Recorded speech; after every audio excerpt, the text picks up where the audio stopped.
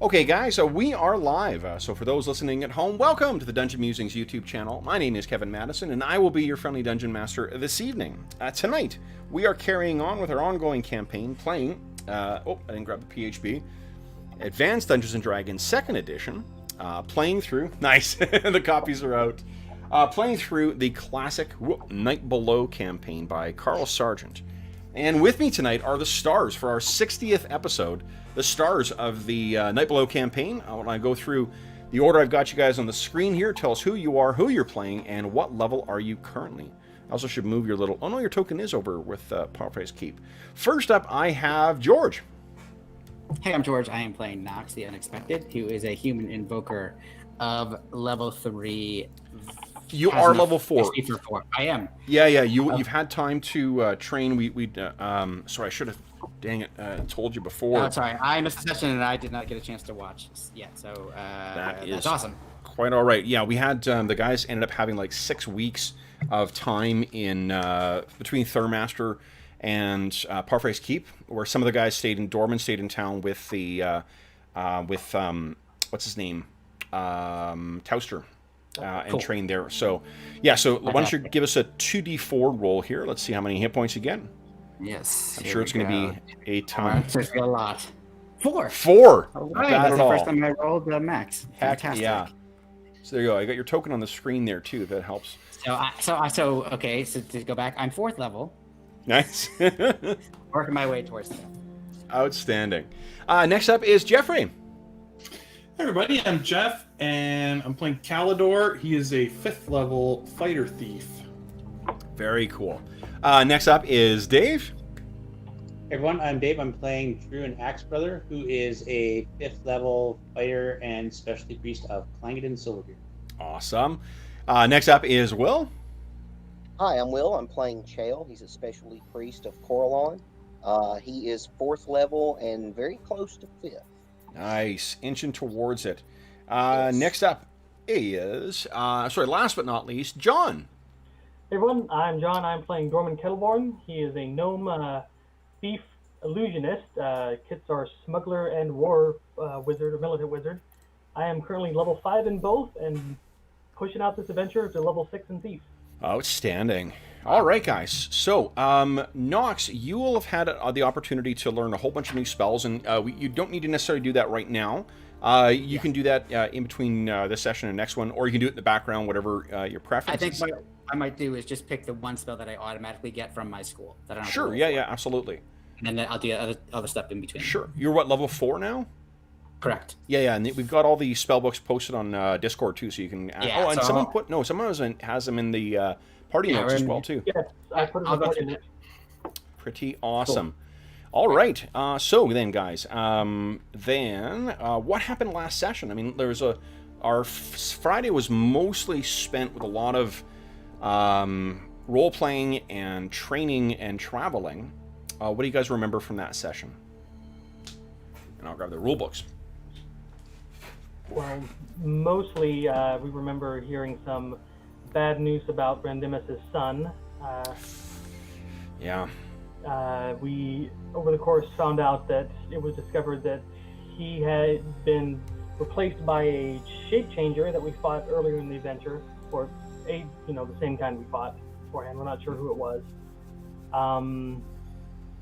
which was sad and disheartening. So we're trying to figure out what to do about that. So we asked about how it happened. Yeah. We checked with the lord of the town, which was also fun. He still doesn't trust us very much from our last altercation with him. So we reported what we did, and I don't remember what he sent us to do after that. We head on Thurmaster, taking to the river with a last merchant boat caravan, and did some training. While we were out there, we learned that there were giants to land, killing people. 4 had died recently. We delivered some grave news to the Lord Parfray, who was a friend of the wizard or the priest of Farlon, whose holy symbol we found amongst the knolls. And it was a sad day. But now we're setting off to fight the giants. Mm-hmm. Okay. Did you find out more about the giants from anybody? along the way? So you guys did hear that there were stone giants in the Half-Cut Hills. That apparently the Parfray's family... oh, there was something else you guys learned about the Parfray Keep. Or Parfray's Keep as well, too. That's much appreciated, Dave. Dave said he's working on his narrator voice by day. You guys also learned something about the history of Parfray's Keep, too. Do you remember what that was? Yes, Lord Parfray's descendants, a powerful paladin, and his... You mean ancestors? Had gone into the Hardlow Woods to defeat the Necromancer. Yeah, unless there's time travel involved, I suspect it's his ancestors, not his descendants. His ancestors, yes. Sorry, Dave. Him Yes. too. Fine, you want to get nitpicky? Someone else can do it. Not nitpicky, just want clarity. And this narrator says that the DM can go fuck himself. Yes. So yes, his ancestors, who was a paladin, Yes. if I remember correctly. Yep. Yes. I think he had a name too. Also, let's guys. Lord Lothar. It almost Paladin. made it to our 60th session, but my print-on-demand Yeah, I saw that. version of Ninth It's Below all bad. is starting to give up its spine. So, and my buddy Anthony, I see, already got back to me on Twitter, and in a little bit of victim victim blaming here, said, "How would you describe your use of said book?" That's funny. Gee. Sorry, go ahead, Dave.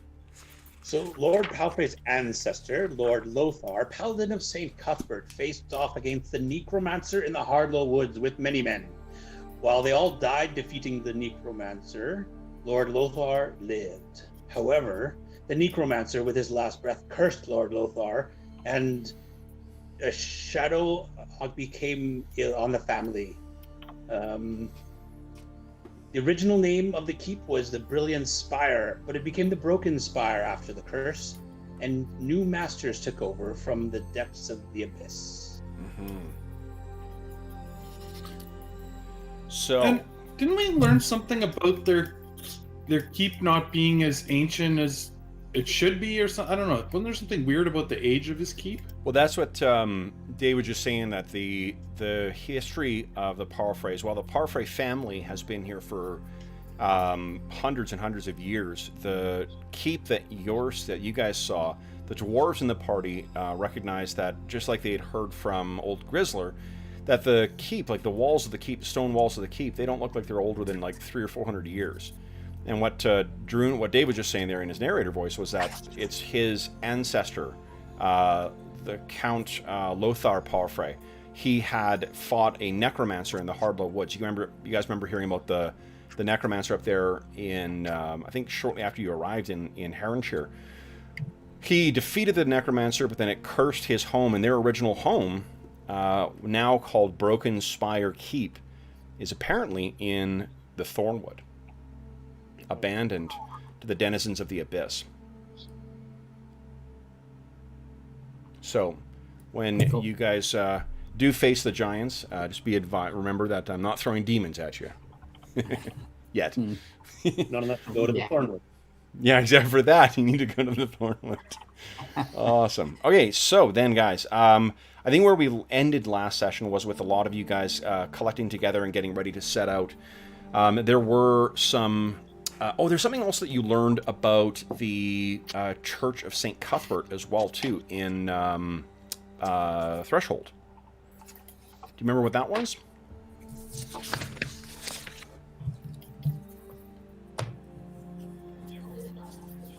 Beyond the fact that they might be doing some kind of a Inquisition-based thing to root out these shape changers. Yeah. Do you guys remember bringing in a note from Lord Carmen out to Count Parfray? Yes. Yeah. And then he was expecting as well, Count Parfray was expecting members or like a delegation from the Church of St. Cuthbert to come to Parfray's Keep. And that who was missing. We are opening our session in effectively like the month of February. And so it's the second month or third month of proper winter, and you guys are setting out because the while the Parfray got news from Squire Marlin, his representative in Thurmaster, that the priests had arrived, they never actually made it to Parfray's Keep. And with the continued predations of the giants, Count Parfray was quite concerned that they fell victim to those giants. And I loaded some illustrations as well too, guys. Here is Count Sandor Parfray. There you go, guys. That's cool. It's the old guy who is the other power in the region, and then there is his son, Lintern Parfray. I can see why you chose the Max von Sydow reference. Totally, right? Definitely got to look to him. Yeah. And there's his very young son as well. So let me just move these into your handouts here, gentlemen. Go. And We decided not to use as cannon fodder. yeah, exactly. And there's that. All right. So, yeah, well, good call on your part. Then, guys, what are you doing? I guess what we'll pick up with is with you guys heading out into the road between Parfray's Keep and Thurmaster. So, tell me a little bit about what your strategy is here. You guys know that giants are, if these are stone giants, renegades of some kind or something like that, they're going to be no joke to defeat. Like, they are a very, very powerful adversary. Even hill giants, if these are true giants, then these things will be a very big challenge for you guys to take on. It's definitely not something that you want to...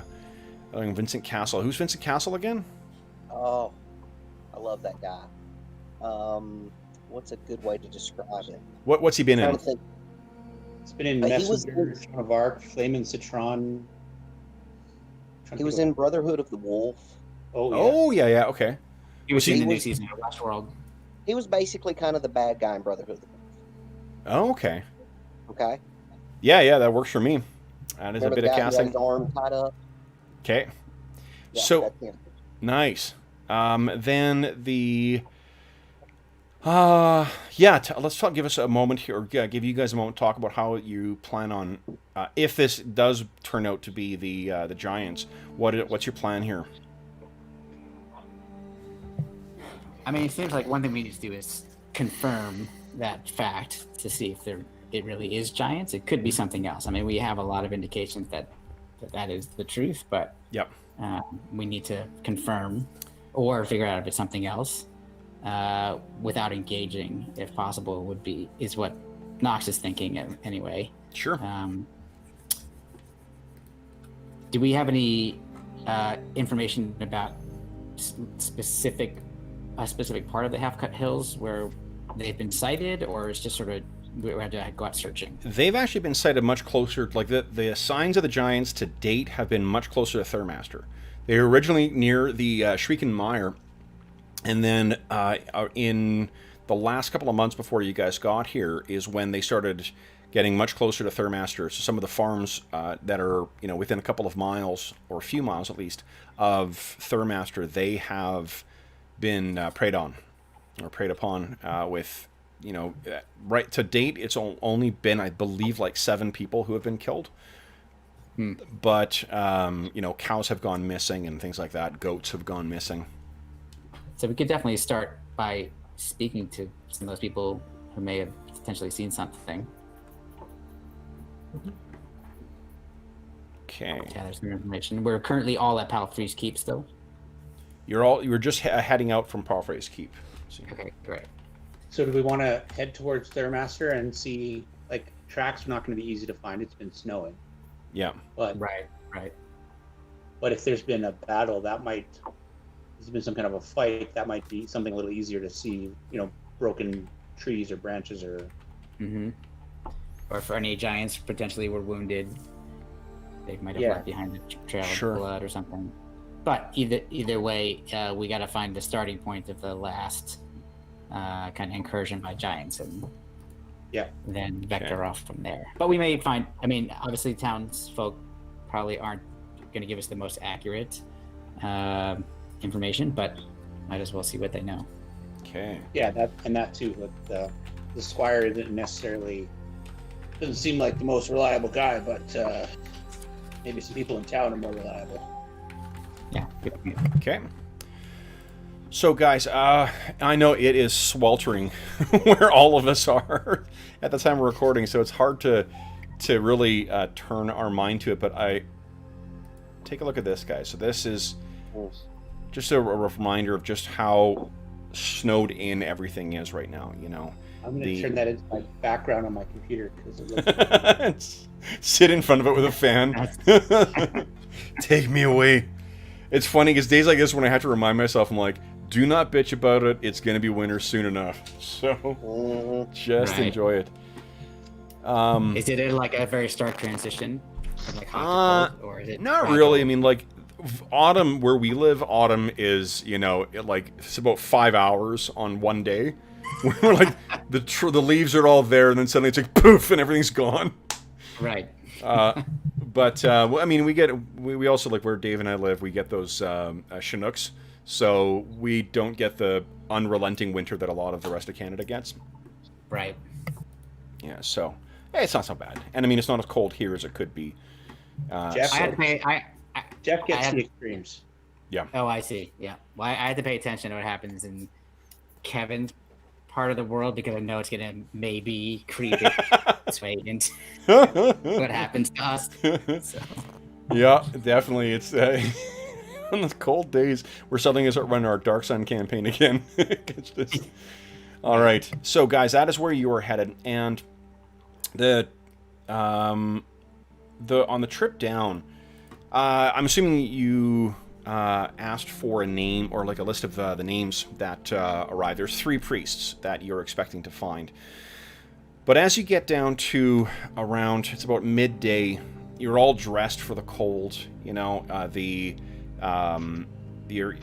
had the opportunity to spend an entire winter in a moldering keep, or in Thurmaster, where the whole village really seems to be kind of falling down.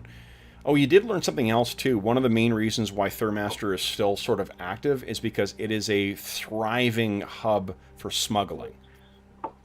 Oh, right. Yeah, we did learn that. Yeah, because the lady who runs the shop, or the woman who runs the shop there, she apparently, that shop is operated strictly as a front. And she's otherwise got contacts up and down the Churnet and all around the region. So you guys are about you're getting actually fairly close to reaching Thurmaster itself when you come across what is really obviously a sign of some kind of attack. There's a little bit of blood on the spread across the snow. Dave, as a resident weatherman, would you mind giving us a roll to see if it's snowing today? It is not. So fortunately, it's just a crisp winter day. I was going to get the map, a winter version of this map done. Maybe I'll do that tonight. But I was busy finishing off. I'm almost done our map for Threshold. Oh, cool. Yeah, so we'll have a city map for that.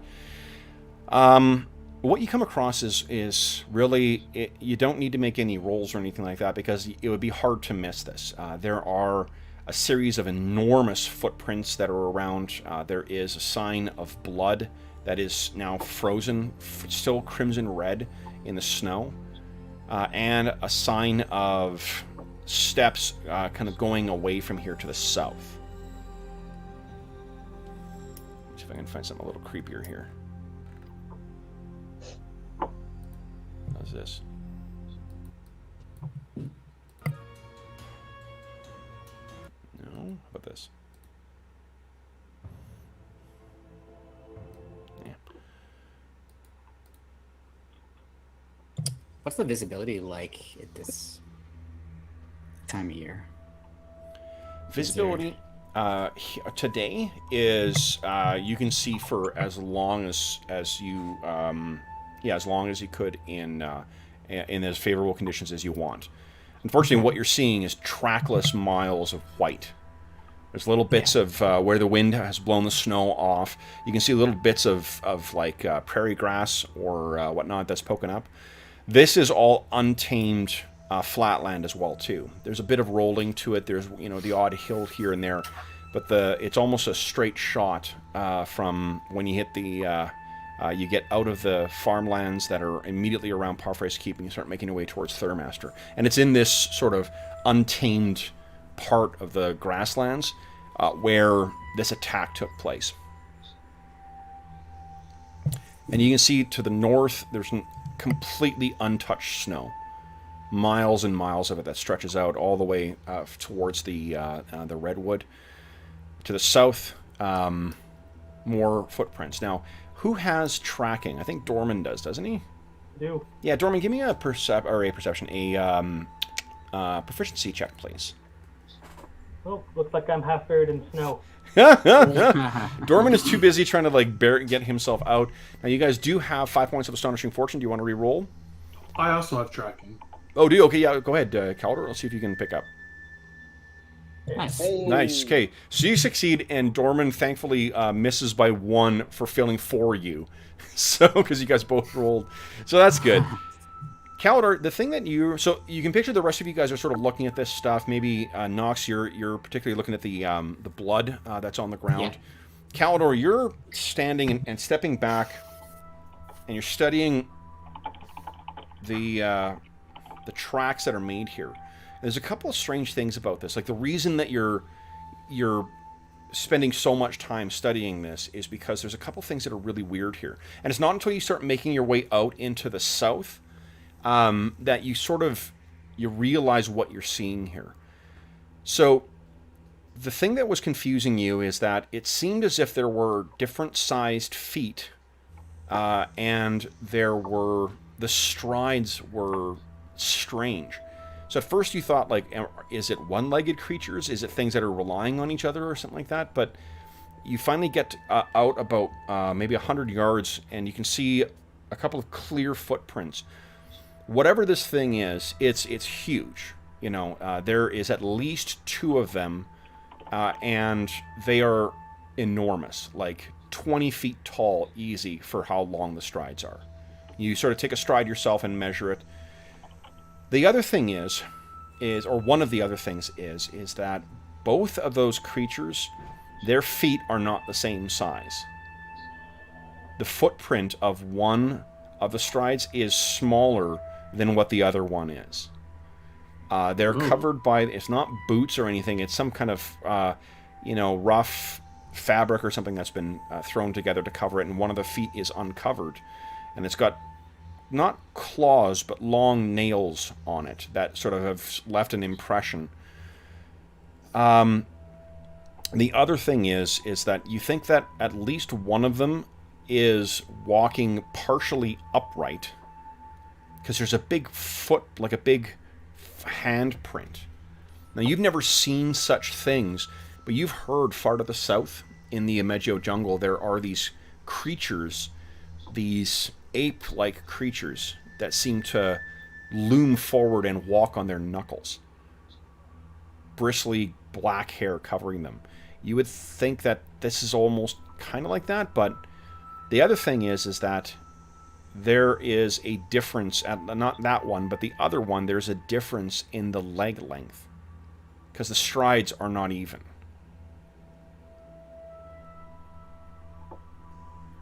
Strange.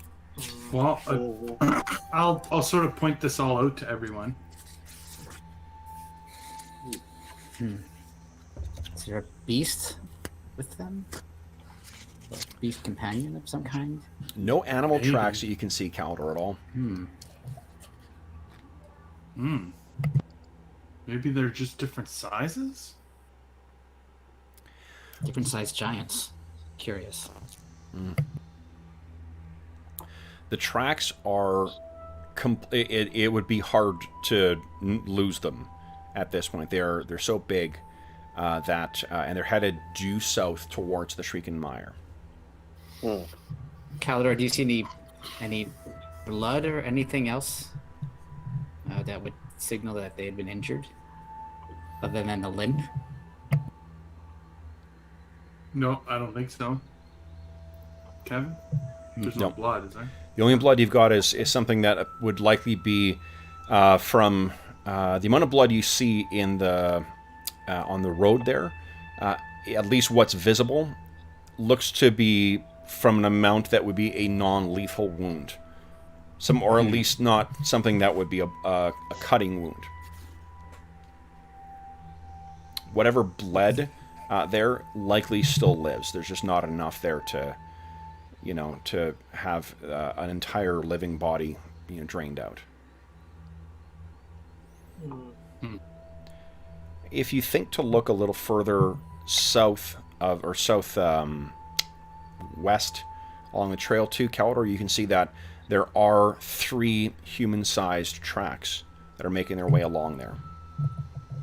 They're a little filled in, so it's a little bit, they may have been sitting here for a day or so, but... Like, as if the giants, more like they're following them than they're following the giants. No, if you were to guess, the human tracks lead right up to the scene of this, melee. There's the blood there. Okay, yeah. And then there are tracks. Yeah. You can also tell that there are tracks leading from Thurmaster. Or not Thurmaster, from the south as well, too. Likely the distance, or the direction of the Shrieking Mire. You also can see that if you track back a little bit, and as I've already said that you walked off a little while, you can see where these massive things were hiding. And there's like a little hollow that they've dug out. It's really big, but it would be big enough to conceal even a large creature. I don't mean large as in like game mechanics large. I mean just large as in big. A large-sized creature like that. So it seems they ambushed the priests and potentially dragged them off with them, or carried them off. It's very strange. I've never known anything about giants hunting like this, have we? It depends. Strange behavior, or is this? I We think don't know. Like, what if they've been drinking some of that fishy shit? That was what I was thinking. Uh-huh. Well, You know, that's there's that's no- kind of what I was getting at with the like. Is this behavior seems strange to me? Yeah. Capture the spellcasters kind of thing. Yeah. Definitely possible from what we've seen. Does line up. So, in answer to your question, Jeff, it depends. There are giants come in as as wide a variety of levels of intelligence, levels of civilization, and so forth, as do like human-sized creatures. Humans Right. and orcs have a very different way of structuring their communities, in the same way that, say, the way hill giants structure their communities is very different from, like, storm giants. So... Right. Okay, but we were led to believe these were stone giants? That's what Count Parfray said, is that there are stone giants. What you know about stone giants is that they are... I'm not sure that you've met any, just because like that the background where you come from, you wouldn't... It's very unlikely you would have run into them. There's other kinds of giants that would lurk around in the forest. But what you know about them, as a rough understanding, I think this is most of you guys as well, is that stone giants are clean-limbed. They are tall, thin, athletic builds, typically, unless they're deformed in some way, or they're suffering from chronic injuries or something like that.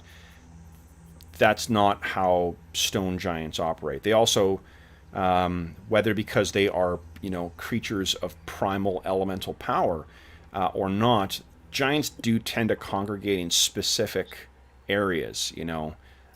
Stone giants didn't start hanging out in the hills because they were called stone giants. They drew the name because that's where you find them. Similarly, you find fire giants lurking around volcanoes and in magma craters, and you find frost giants lurking on glaciers and so forth. So that just seems, it would be strange. You've heard rumors of marsh giants or swamp giants as well. And those are kind of scary because think of the kind of vicious, dog-eat-dog kind of biome that a swamp represents, as opposed to like the hills or something like that. That swamp teems with life, and the kinds of giants that congregate there are equally savage and equally vicious. The thing is, there is something else that you guys heard about the Shrieking Mire last time, an old legend. Remember what that was? There be dragons in the mire. Yes, the Queen of the Mire, they say. What you do know is that, as in many settings in D&D, giants and dragons, for the most part, don't really get along. There are exceptions like white dragons, which are colossally stupid as compared to other dragons, can often be bamboozled or just bullied into acting with frost giants. But anything that's more intelligent than that typically has nothing to do with other giants. Or with giants in general. So if the queen is here, it would be strange to either, unless they serve her, it would be strange for them to be occupying the same region. Interesting. Mhm. I mean, these tracks are very clear, and they may not be when the next storm comes through. Should we take a chance and follow them now, or continue to Thurmaster? I would say it's. I would say we need to go to Thurmaster if that's what our original goal is. Huh? We're not fully outfitted for What do you winter. mean? We just found the tracks of the I creatures. think what he means is we're missing Bergour. Yeah, there's that too. I mean, I think level We don't 10 have our yet, tank. no dragon. That's not how this works. We're heroes. We do it. We go anyways. I know, I'm joking, Dave. I know. I'm just being a smart ass. Would one compromise strategy be to just follow the tracks a certain distance? Seems like they go due south, Kevin. Due south, yeah. Yeah, and then cut back to the road if we decide that Yeah. we shouldn't keep following. The other thing I should mention as well, too, that just so you know about it, too, some giants, I mentioned just how stupid that white dragons are. Their giants run the full gamut as well, too. You know, cloud giants and storm giants can be geniuses.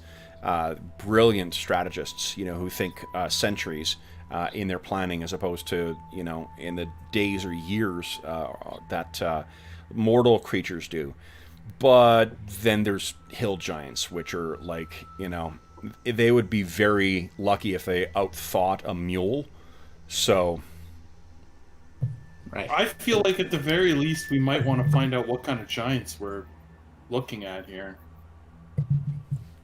Well, I- the thing is, if these priests are still alive, We you know, could the rescue longer them. the longer we leave them in the clutches of some creature, monster, giant, dragon, whatever, the less chance they're going to be alive. That is a good point. I can tell you that I have recently learned a spell called Rope Trick.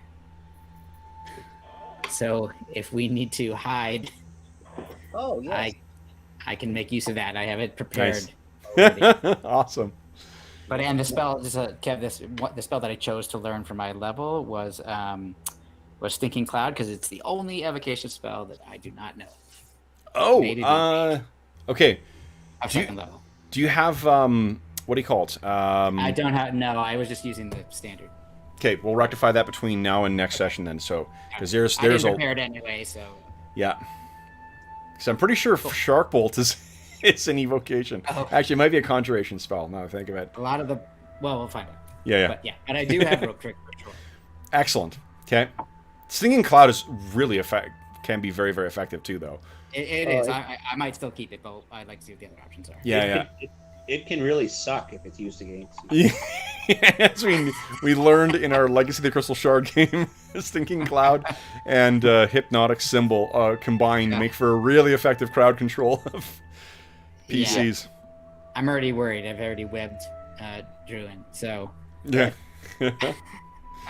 Okay, so then, guys, what is the what's the plan here? You still have several hours of daylight that you could make use of. I didn't mean to cut you off there, Chael. What were you saying? What was your strategy behind going to Thurmaster? To make sure we got proper equipment for a full-blown winter expedition hunting something down, which I really don't feel we're currently equipped for. Oh, we bought winter stuff in town, so you probably have... Yeah. You got everything you need? You got tons of rations? Yeah. Well, I got 2 weeks worth of rations. Okay, because hunting will be sparse. That's true. Sounds fair. There's no saying that we're going to make it 2 weeks if we go fighting giants, but hey, bandages might run out before the rations do. Well, I think that Calidor would say these tracks are fresh. It shouldn't take us too long to find them. That's a fair point. Okay. Yeah.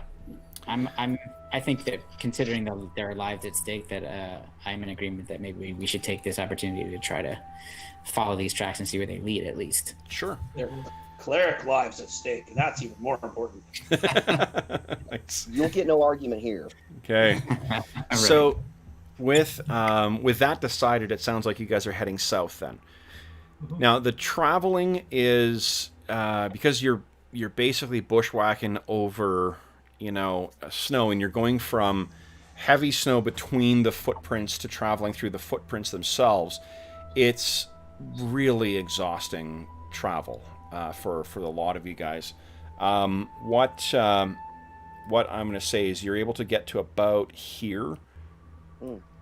If you guys choose to force march, you can go a little further, but that will be difficult because it will cut into the length of time you can travel the next day if you fail an endurance check. And I think the only... I know that Dorman's got endurance as a proficiency. I don't know if anyone else does. Nope. No, so that'd be tricky.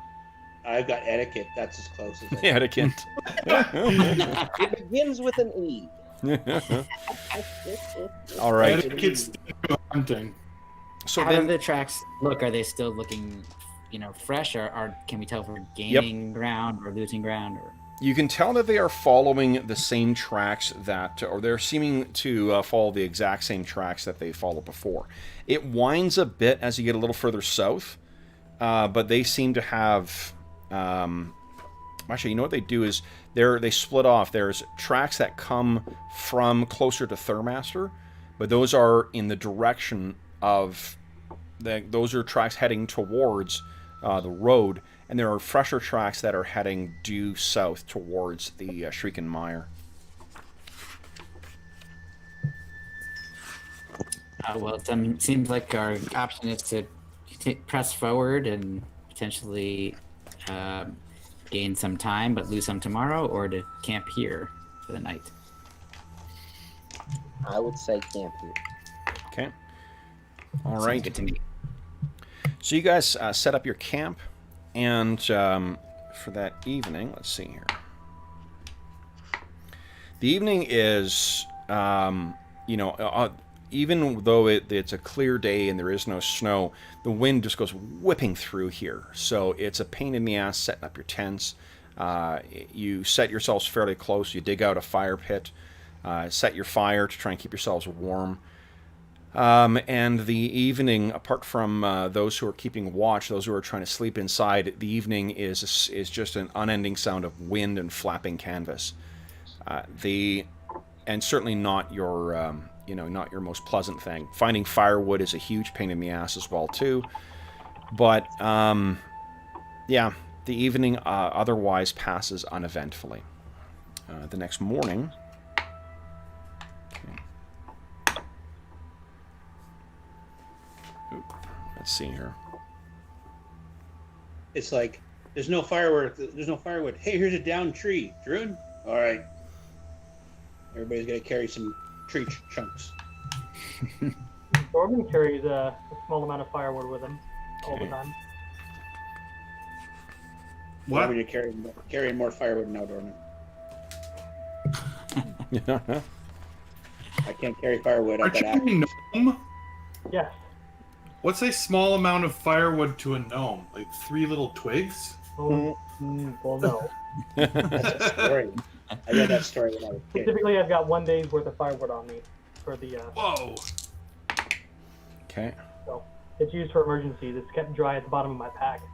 That's probably what you would have to have used yesterday, because there's not, like, finding wood would be really tricky in, especially in the frozen hills there. Did we want to fire using my firewood? If not, you guys will start suffering con penalties, so probably, Okay. yeah, it's... I will have used it. I am now quite a few pounds lighter. Nice! Well, I'm glad you have that, Dorman. Well, Very he's a helpful. chef and a hunter and a tracker, so he. That makes sense. The next day, what you find is, you get up, Dorman keeps the fire going, makes the breakfast for everybody. You break fast together, and then it's not far, it's maybe an hour's trip south when you come across the evidence of the camp from the whatever you're following from their previous day.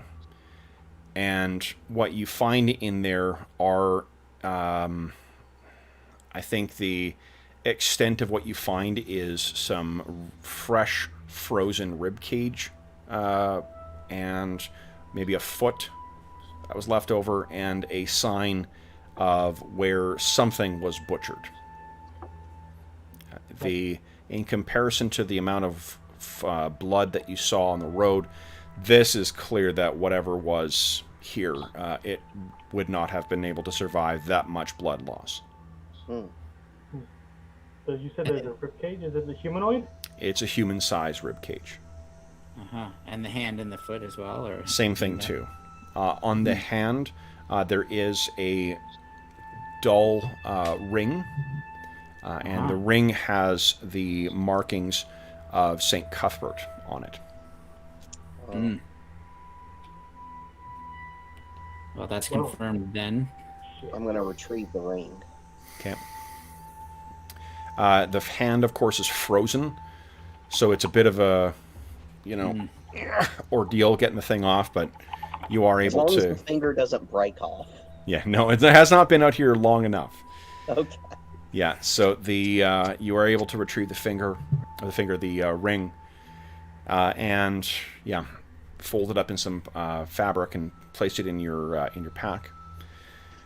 The tracks are still very easy to follow from here, heading due south. You guys think that you may be a day behind them, maybe?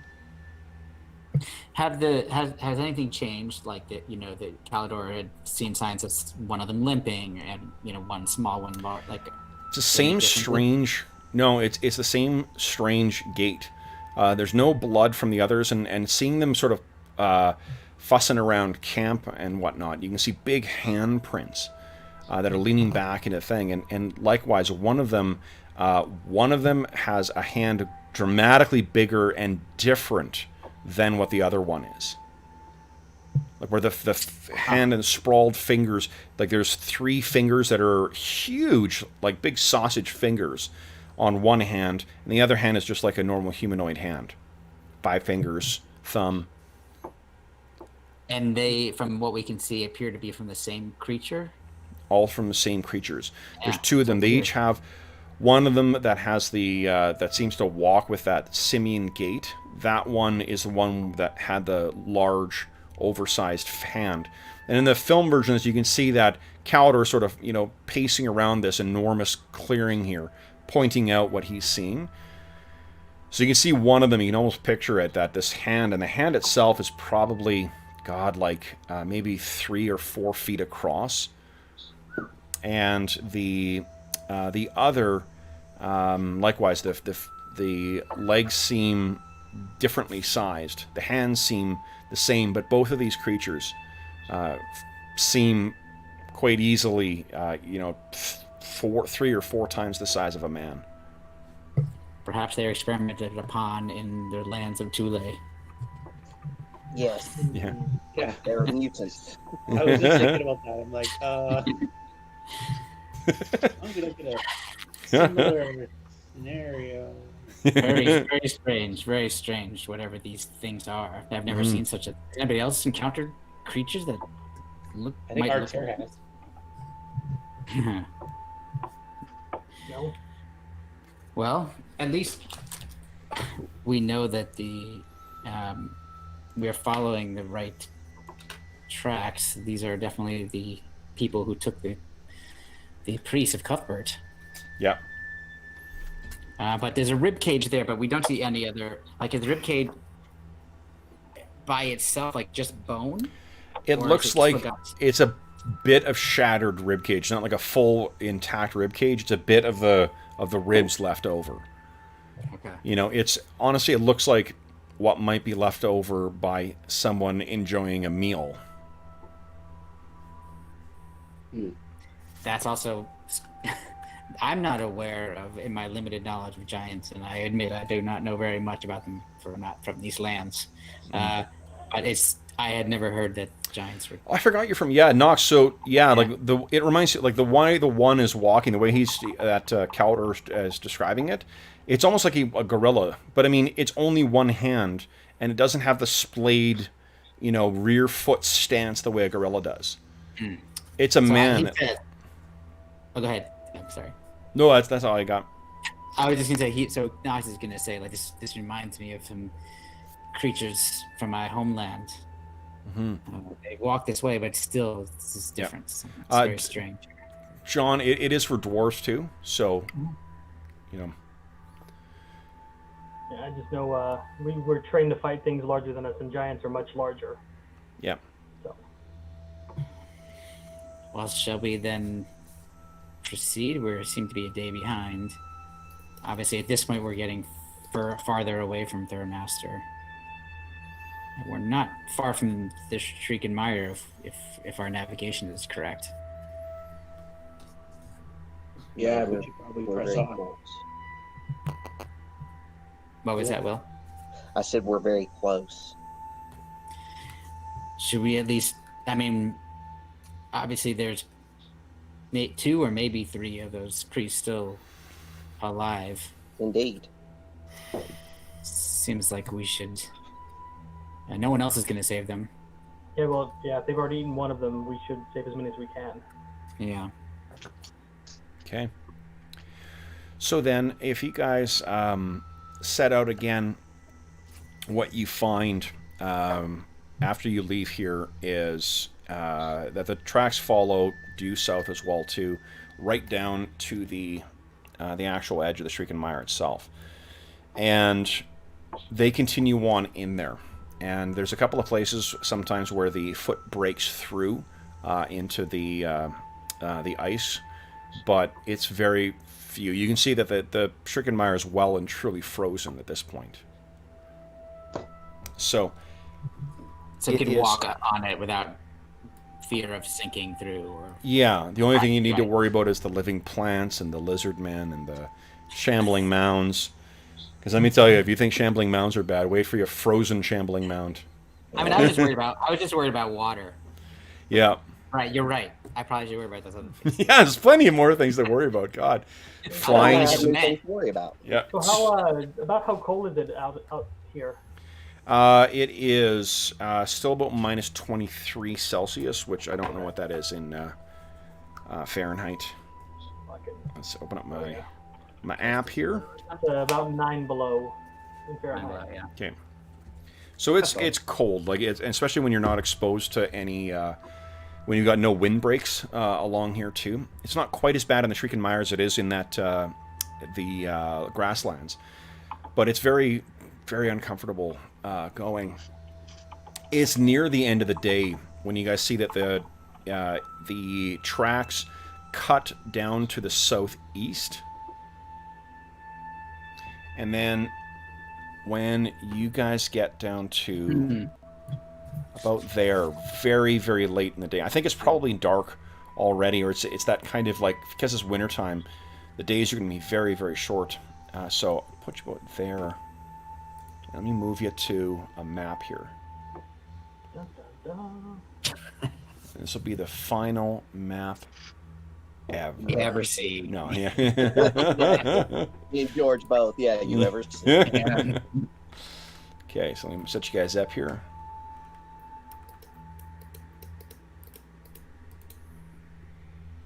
There we go. Just got to resize some people here. You guys are huge. I'm huge. Boom. I believe the phrase is larger than life. But hey, Well played, sir. Well played. Mm-hmm. Okay. Put Calder out front here. Okay, guys. So, traveling along here with Calder taking point. Let me move you over to the old map here. I'm going to point something out. Boom. So, guys, you all are down here. Calder, you are the one out front, heading in the straight direction there. The tracks, and I'll delete this in a second here. The tracks go right, there you go, freehand, from here all the way up to there, where there is a entrance. There's a bit of a raise. It's not a cliff, but it stands about maybe 30 or 40 feet tall here, and there is a hollow in the side that goes down underneath.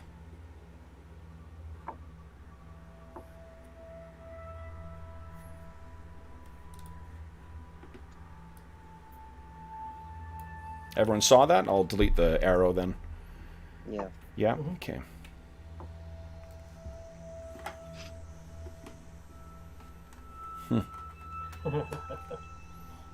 So what are you guys thinking? Thinking if we're expecting danger, maybe Druin should whip out his strength spell and I could buff Calidor and we could go in. yeah, that takes a whole turn. So, if anybody else has anything they want to do during that time, Yeah. Okay. Let's see what all I need to cast and what the casting is. second level wizard spell coming up from the cleric. Nice. And Calder, what are you thinking here?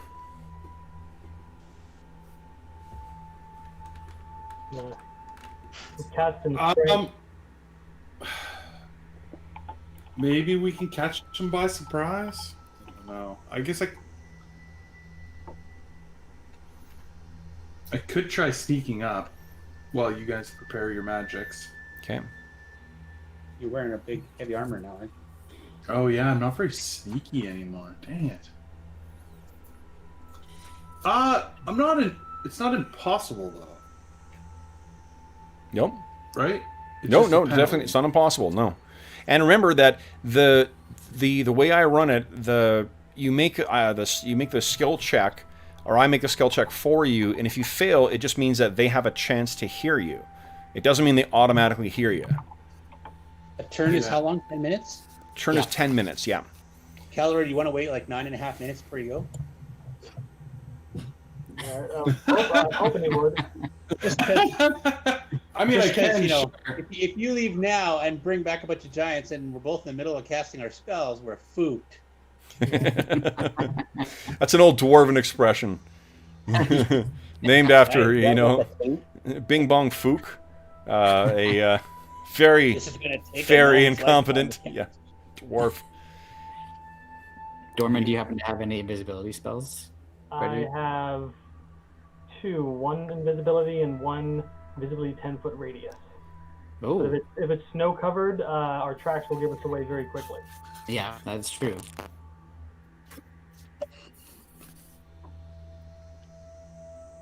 So what are you thinking, guys? I've got my components for rope trick ready to go. Okay. Yeah, I'm not casting anything yet, but I know what I'm going to cast first. So. Okay. Should you maybe explain what the procedure for rope trick is? Because this is sort of like the last one getting in the lifeboat is probably going to be the one at the most the most trouble. Yeah, I'm not. I'm hoping we don't need to use this.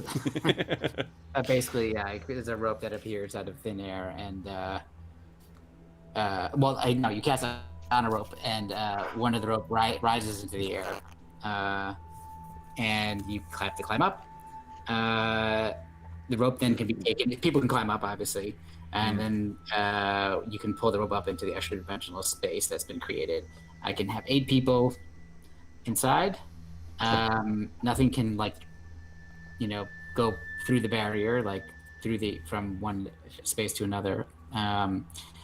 However, you can cast spells within it, which is always good for healing. And there is a little invisible window, 3 foot by 5 foot, that we can see out of. I like this. And then we have to climb down. Yeah, we have to climb down before it dissipates, or we all fall. I like this spell already. You can't hurt me. Yeah, but the thing is, only one person can climb at a time, so... Oh. Yeah. Yeah. Okay. So then, Dorman, who'd you cast that on? Calidor. Calidor. Okay. So Calidor, you gain 3 strength. And 10%. Nice. Okay. So then, what's the duration of the spell? Oh, 4 hours. Wow. Yeah, pretty good. Pretty good. Dave, did you say you were casting your use of strength as well? Yes. Nice.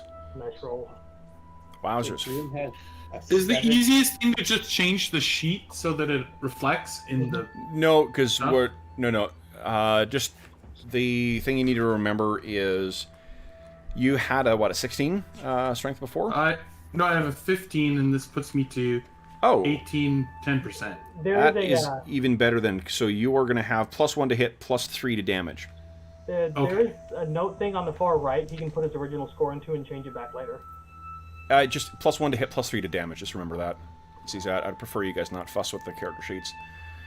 We have a hard enough time remembering to put the THAC0 in properly, so I don't want accidental 18 strength by... Okay. Well, I now have I have a THAC0 19 now, so look out. Look out! Yeah, I think my THAC0 went down too. Yeah. I get the same bonus. So. Okay. Excellent. All right, guys.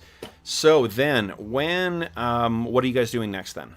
The spell is cast on Calidor from the time that they begin casting the spell to the time they finish. In spite of them having to speak loudly, either to cast their arcane magic or complete their invocation to Clangadin, nothing inside that cave makes any indication that they heard. What time of day is it? Is it bright light or where? It's getting very, very close. In a matter of minutes, it'll be dark. Okay.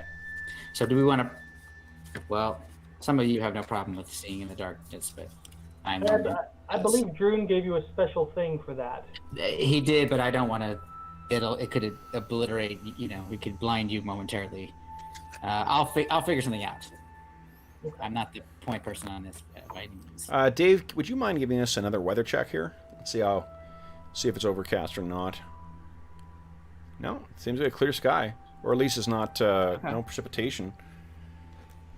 And in fact, you're so far high, that's such a high roll. I'll say it. Yeah, it's a clear sky, beautiful. So you're gonna have the moon out to some degree. Okay. So a little bit of sight once we get dark. Okay. With moonlight, you actually still can see quite far. If you go in the cave, that'll be another matter. But right. So what are you guys doing next? I can also make a flaming sphere. Don't worry. Nice. Good to hear. We're going in. Yeah. And I'm going to cast Silverbeard too. Well, maybe we should get to the cave first. Okay. Maybe we should what? Maybe we should get to the cave first. I'm Why not sure. It's snowy out here, right? It's going to be a little rougher terrain to walk in. Might take us forever to get over there. Or to flee from it. Silverbeard lasts 66 rounds. Okay.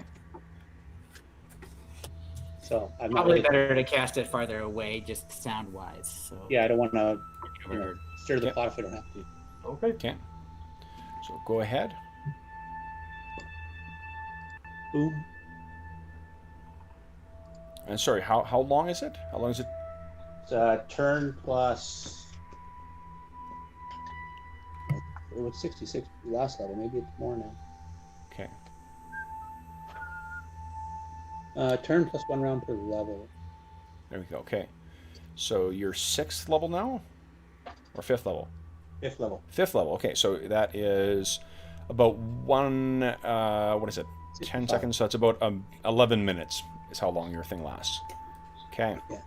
And guys, you move yourself up. Once you get close to the cave, I will switch maps unless something else happens. Describe for me how you're approaching the cave. You can see from outside Caldor as you get closer, even in the dying light, you can make out that there's a ton of tracks, older tracks that lead out from this cave. You'd guess that whatever's in there, whatever disfigured thing, it has been coming and going for quite some time. Oh, we got reinforcements. Yeah. Yeah. Hale is using Bow Fang to a large extent as a 10-foot pole. Okay. Kev- Works for me. What are these? Oh, sorry, Are just give they me like one just second. bushes? I can't see anything just right now. Give me 1 second. I'm just trying to retrieve Oh, okay. Carrick. Sorry, no problem. Where the heck? Well, there's the things that look like this, and then you'll see the other things. There's Religo. What do they call them? Serene. Bulrushes? Yeah, they're pretty much weeds that grow in the water. Do you mean like the pussy willows? Cattails? Bulrush? Yeah, Yeah. yes, those. Pussy willows are different. Do you mean they? What do you call them? I can't remember what we called them. Bulrushes. Yeah, it's bulrush. There's another name that Not I know them pussy by willows. though. Cattails or something like that, but I don't remember. Yeah, cattails. Cattails. Yeah, Okay. cattails. Yeah, cattails. Okay. Sorry, I've I know what lost. Carrick, I don't know why I put you there, Brent. That's okay. Yeah, sorry, I got everyone's character in the camp. Hold on, I can find you again here. Just give me 1 second. Which way do you guys want to go around? The cave, right? I'll leave it up to you. That way?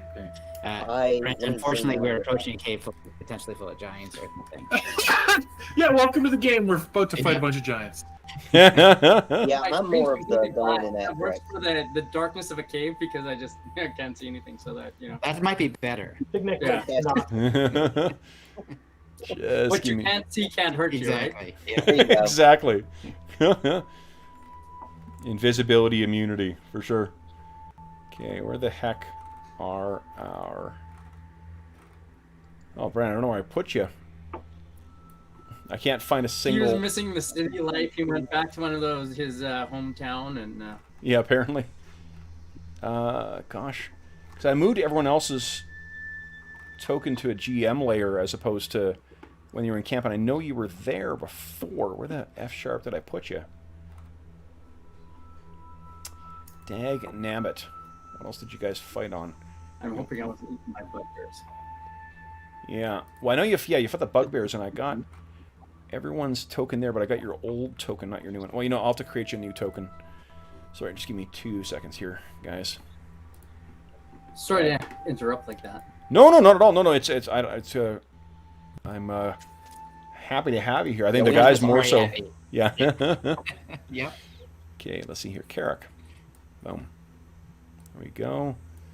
Let's give you a sight here. Yeah, my Okay, you have sight. spell's higher now. Visible to everyone. Overlapping. Let me give you. Represents Carrick. Show nameplate. Ooh. The world exists. Nice. Nice. Your hit points are populated, and name was shown. Okay. Are we in water? You're in a cave. I gotta take 2 seconds here, guys. I'm sorry. I have been drinking coffee all day, and my old man bladder is just not... We're gonna get into a thing. I'll be right back. I apologize for the delay. I want you to take a moment, just fill Brent in and what's going on right now. All right, so we're like 5 minutes away from everybody dying. So what brings a cave full of giants? Yeah, we were on the path to Starmaster. While we were on the path, we noticed some signs of battle. And there was in the snow what appeared to be some sort of giant footprints, handprints. So that was leading basically south from the trail. So we decided to follow that.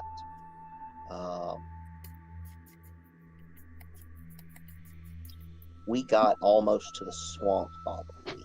Isn't that right? We got almost to the swamp, and that's when we found the body. Yes. Yeah. So we found a body that had been partially eaten. Oh, I thought it was like mostly eaten. Yeah, mostly eaten. There was a ring on the hand of St. Cuthbert. So we feel this is one of the priests that got waylaid. And more of those giant prints. So we've come into the swamp. All right, sorry about that, guys. But Okay. now that we're in the swamp, we have kind of tracked these tracks to this area here, and we see kind of a cave up there to the northwest.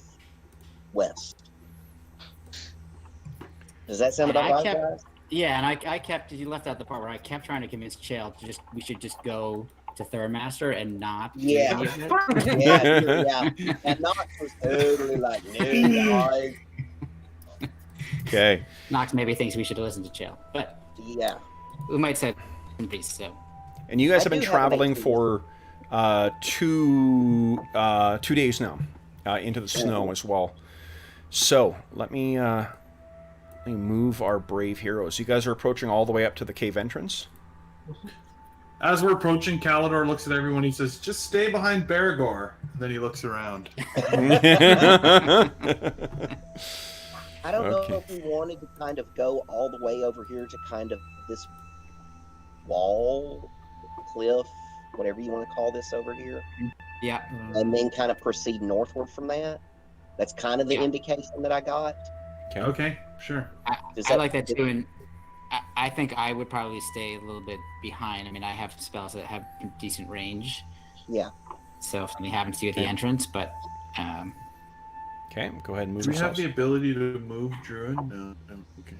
So you get to Who there. has the ability to see somewhat deeply inside the cave? Knox, I have Yeah. bad news. As you Oh, watch there, well, there's good news and bad news. The good news is you have discovered something. The bad news is it is the giant's privy. Oh, okay. I Yeah, found spore. yeah, We're in the right place, or wrong place. yes. yeah. How fresh is it? It is frozen, thankfully. Oh. Actually, I think the question is how large is it? No, that was not irrelevant. Yeah. Okay. One thing we could. So Knox, I'm not a tactician by any stretch of the imagination, but should we wait until one of them comes back out here to use it and waylay that one, so we don't fight more than one at a time? That's not the world's worst idea. And this truly is the way of measuring plans in D&D. Yeah, It's yeah, this is exactly. not the worst one. No, I've heard of much worse things. That's not the best I've ever heard of. Yeah, Don't we have? Can we get above them? Dorman's Their, concerned cave that entrance? well, I'm concerned that if we wait, they're gonna eat something and then that makes them come out to use the bathroom. I'd rather not more clerics die. Yeah. That's a good Or point. we could lure them Good out. point. Let's do this on our time. Let's lure them out. Yeah, I like the lure. What about? Can we get above them? Yep. How it's- high is it? The cliff goes up to about 40 feet at the top there. At its It'd be apex. cool if we Yeah. could lure them out, then hit them from above. Mm-hmm. How difficult is it to scale the edge of that cliff face there? I don't do above. Anyone who's a thief who is not wearing winter clothing, I think will have almost no difficulty. Wow, I didn't know. Hold on, it's been snowing for it's gonna be covered in fucking ice. So it'll be if a thief is gonna have little difficulty getting up there as long as they're not wearing their winter clothes. Everyone else is gonna be pretty hard to get up there. Okay. I've got can, mountaineering. I could easily scale up there and drop a rope for you guys. That's what I was thinking. Guys, if you look a little further to the south on the map, though, from where you are, it's not a sheer... Yeah, it's not a sheer cliff. If only there was some way to scale this unending... Oh, wait, what's over there? Yeah. Hey, how much would it hurt if you slipped and fell off of that thing? It would hurt a fair amount, yeah. Yeah, Like Yeah, maybe definitely. it might kill you, and maybe it's not a smart idea.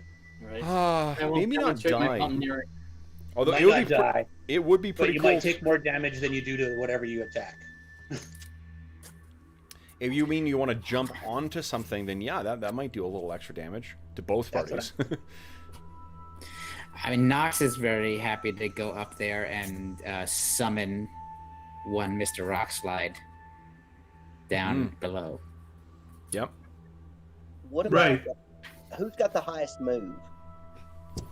Probably Calidor. Calidor, Carrick, or Knox, or Chael, to be honest. That's what I My was base wondering. is Yeah. 120. Chael, I think, is the least encumbered of all of you guys. No, not Chael, I'm sorry, Carrick is the least encumbered. Oh, Yeah.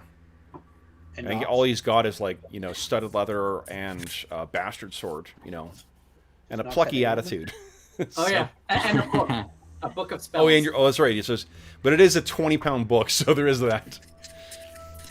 Actually, Yeah. I'm feeling Drop your really spellbook on his head. encumbered at this point. You're Throw your spellbook on him from above. That'll hurt.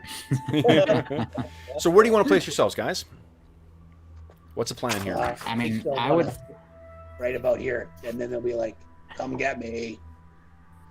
Yeah, I think I'm So- going to be up here with Knox. So walking up that spot does not require a roll or anything, Kev? Nope, not at all. Okay, great. Yeah, Because you so can I'm walk, if definitely you look at the good. map a little further out, or if you look further down, like right around here, the cliff, that's where it starts. So you're able to Oh, yeah, easily I just, see. yeah. Great. walk up from and, there. Where I've placed myself is this the edge of the cliff that allows me to see down. You can figure, like, you can even move yourself right up to the edge of where it looks like the cliff is in the map. Right here. And then that'll be, from where you guys are is about 40 feet in the air. Okay, so anyone who's wimpy, soft, or scared, go up on top of the cliff. Yep. And us tough guys will stay down here. What if you're all of those things? Yeah, then get up there. Okay. Come on, Chael. You got armor on. Let's put it to use. oh yeah.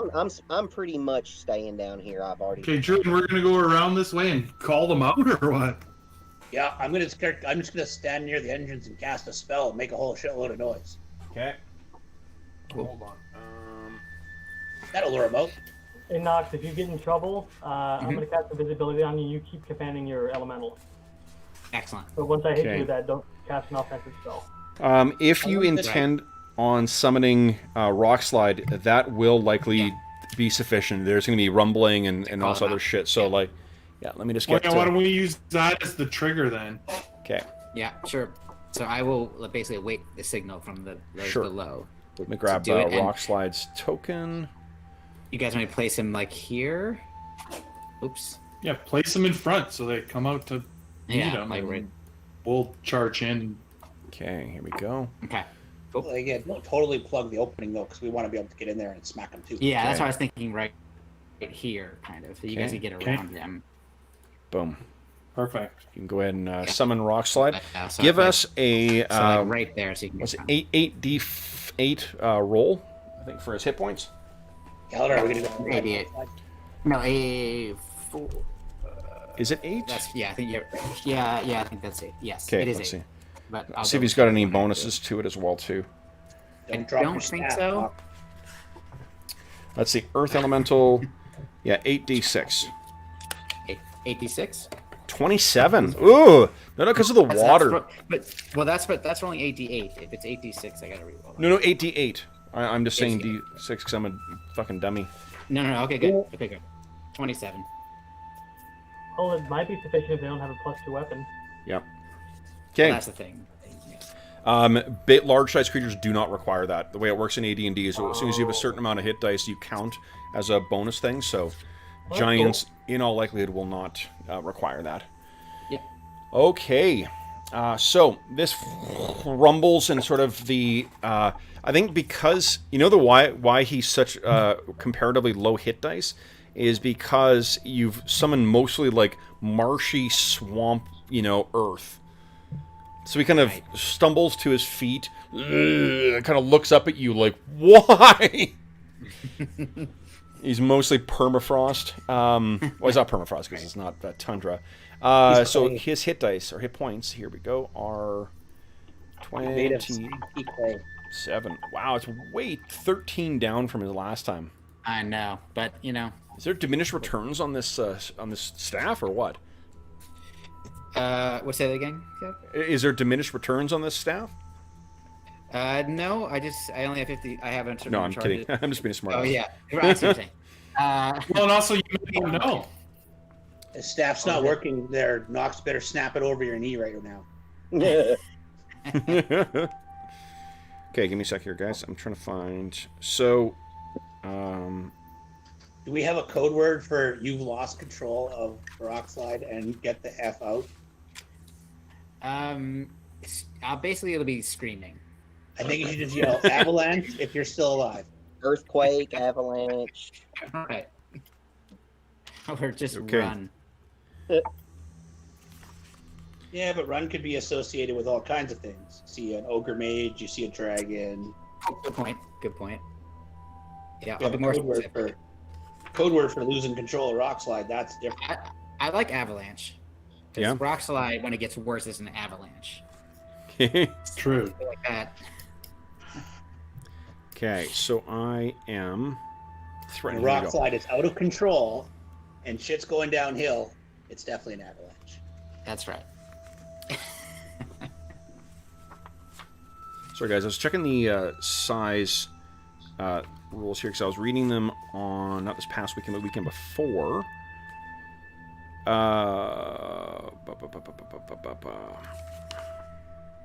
Maybe they'll want to grapple them.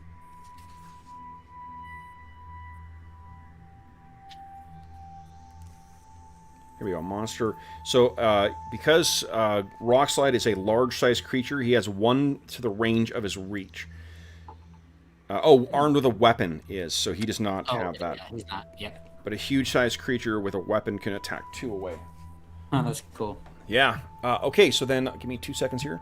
So, with that rumbling, you guys get yourselves ready here. Does anyone have a bow out right now? I have a... Okay. So you can ready a shot. Probably might. And you I'm got to throwing tell me at- whether you're going to take a shot as soon as you see things or whether we're going into initiative. I would like to cast color spray as soon as I see something. Cannot do that in AD&D. You can't ready a spell. You can't hold an action to cast a spell. You have to...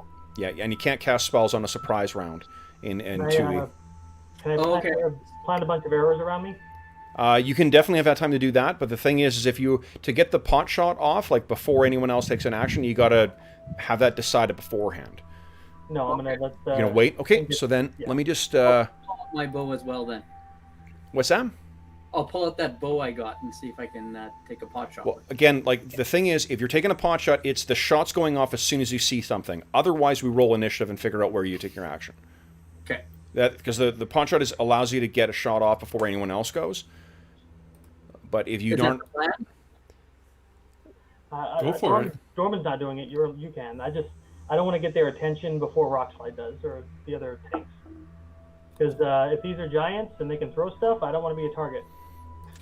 Yeah, oh my gosh, yeah. To reiterate, we only have 1 tank. He is not here. Okay, I guess that makes sense. I will. Okay. It's just, Brent, it's a specific thing in the AD&D mechanics that allows you, like, it's a cool thing that archers can do right away, but the thing is you can't, like, if you're making the time to process what you're seeing and decide whether you're going to attack or not, it just happens in the normal initiative order. Okay, yeah, no, that's all good. Okay. Wasn't familiar. All right, so then, guys, what you see, something comes, and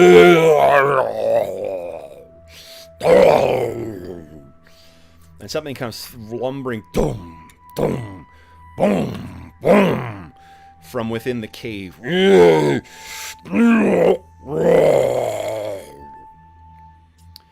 what you see come lumbering out into the snow is easily at the apex of its shoulders, its hunched over shoulders, stands half the height of this wall. It Okay. could very conceivably reach back.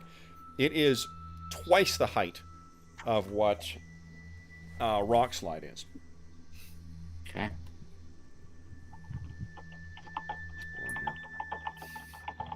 Oof, yeah. And what comes out, and I got hiccups now too, so drink water.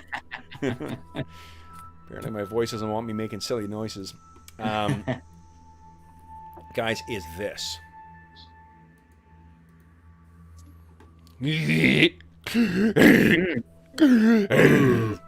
That's crazy looking. Wait till you see how big it is. Great. So its normal size hand is normal for a giant. Oh, Yeah. Yeah. And then it's got that. And you can hear behind it something else is moving its way out. So, Jeez. guys, I'm going to roll for surprise for this thing.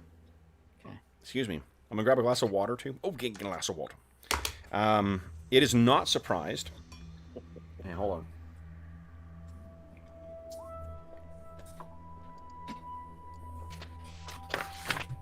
It was totally anticipating Rock Slide. It was like, I think the Earth Elemental is going to show up at my house today. I think it's more a matter of, like, as soon as it sees anything strange, it's throwing itself right into the melee. Yeah. Although, let me, Well, hold on. Let me, I don't want to talk before my turn here. Let's see. No, it's exceptionally fucking hostile. So the higher I roll for a roll, the more aggressive it is. And I rolled a 17 and a 20. It's very angry. All right. So here we go. Let's see here. Brent, it's been a while since you've joined us, so let's have you start off rolling initiative for us. all And right. hold on, we need the battle hymn of Clanged and Silverbeard. Good old Death and Axes. All right. There. Okay, and then, sorry, Brent, would you kindly beat my 9? I will try. 9. All right, so then, would you guys please enter? I'm not acting until. Oh my gosh. It's the first time I've used a huge creature in this. All right, let's see here. God dang, that thing's big. Yeah. Okay, let's see here. The order, Audrey, for huge is plus. I'm acting on an 18. Wow. Okay, who is up? We got everyone. So we got 6 players, and 1, 2, 3. I'm missing one person's initiative. Who am I missing? Oh, Druin. Ooh. There you go. Druin doggy dog. Here we go.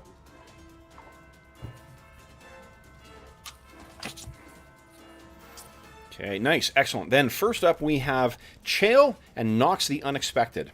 I actually need to use my dice app to roll hit points for this thing because I don't want to roll that many. Well, you can go first. Yeah, no, I'm casting a spell upon myself. I'm drawing upon Holy Might, which will give me a +1 to dexterity. Cool. Holy sheepers. Yikes. I mean, no, you guys can take this thing. Don't you worry. Oh, And at the same time that Chael is casting the spell on himself, Knox commands Rock Slide to go and attack that creature. okay. So Go he's ahead. gonna move up there. Okay. And then Knox, after I do this, is going to move back a little. All right. Here we go. So go ahead, make your attack roll. AC -5. Wow, that is a big hit. Go ahead and roll damage. 22! Nice. Wow. Boom. That is metal. Okay. Ready to be demoralized? Yeah.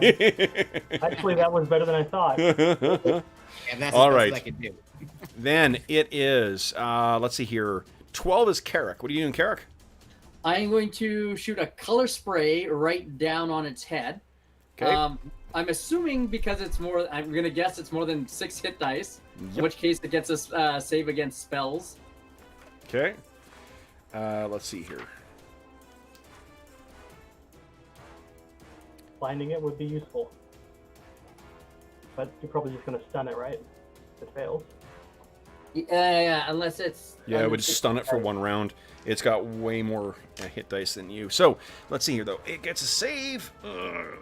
Saves. And you know what? I'm going to roll saves in chat. Because that's more interesting. Eesh, it needs a 7, guys. Okay, let's see here. Here, 1, 2, color spray. Flashes. It's got such a strange physiognomy, it just was not affected at all by it. Okay. But a really good try, though. Then, next up is Calidor and Druin Axebrother. What are you doing? Druin drops his hand axe because it's going to be completely useless against a creature this big. Yep. And doesn't know why he had it out. And he summons the power of Clangadin through his holy symbol on his bare-fisted gauntlet now, and smashed himself in the chest and is now protected from evil. Nice. Then, what about Calidor? What are you doing, Calidor? I'm going to charge. Okay. Now, unfortunately, this thing, because of its reach, it does get an attack of opportunity on you. Because it reaches out so far. So let me make my attack roll. Now, your AC is currently a minus... Oh, because you're charging, it's a -4. So, hold on. No, your dex is quite high. So it's a more... What's your dex bonus here for defensive adjustment? -3. -3. Okay, so you got... your AC is effectively a -3 right now. Okay, so I hit that. Holy shit. 1 off. So it swings down, and this massive, like, tree trunk, boom, hits the ground. You narrowly duck out of the way of it, and go ahead and make your attack roll. Alright, eat this. Okay, oh, it's round 1 as well. Dirty giant. Where the Take this. Oh, there it is. I scrolled to find something, and I... Couldn't find it. I throw my canteen. Take this. Miscellaneous 1. Okay. Nat 20. Beautiful hit. Go ahead and roll damage. Large size creature as well. This is miscellaneous extra 3. Okay. Woof. Nice. Okay. So, big hit on this. Then it is Dorman Kettleborn on a 15. What are you doing, Dorman? Well, I was just going to fire into melee, you know, because I don't care about hitting the thing, but now I'm slightly worried I'm going to hit Calidor, but I'm still going to shoot. Okay. Are you taking the -6, or are you just rolling? I'm just going to fire. See what happens? Okay, here we go. I didn't expect Calidor to run in, so... Okay. Here we go. Here's that nat 1. Nat 20, very good. Good stuff. Go ahead and roll damage. Yeah, large size creature. Okay. Plink! And, all right, so then, you planted arrows, don't you? You had increase it, so at the end of the round. Yeah. Okay, then it is, so Calidor's gone, all our heroes have gone, which means it is time for Mr. Giant to go. Now, what is Rockslide's armor class? His... I literally just closed. Oh, sorry. No. It was my fault. I was like, I have all the stats in my that I need. Is that 3? Remember, His armor class is 2. 2, nice, okay. So I know what I need here. Eesh. Holy shit, he misses. No doubt all the pressure, he actually misses with his, boom, with his club. And then that big fist of his. Fucking nat 1. It misses. Swings wide. Then it is Dorman. You have 2 more shots here, I think. Okay, come on. Plink, plink. Oh, no, you don't. You if you're increasing by 1, it'll increase your attack rate. It'll be 3-5. So you'll on a favored attack round, you'll have an increased attack. So next turn I'll get. So I have Correct. one now. Next turn, then, yeah, on a favored attack round, you'll have 3. All right. So everyone's done then. So I Guys, still get my second shot though. you still get your second shot. Correct. Nice. That is a hit and 3 points of damage. Okay. Every little bit helps. Guys, that is the end of the round. Brent, you tied me on initiative, which means you are continuing on as our initiative roller. Round 2. All right. So Brent, would you hold on? Fucking beat my 9, please. Come on, brother, you got this. 8. Nice. I'm acting on an 18 again. So he's sort of lumbering back and forth, and then is bringing that big club up again, but he's doing it very, very slowly. You can also hear someone or something braying from inside that's right behind it in the cave. And from the sounds of it, it's as big as what this thing is. All right, first up, I've got Dorman and Knox the Unexpected. What are you guys doing? Yeah, Dorman. Okay. Dorman drops his bow,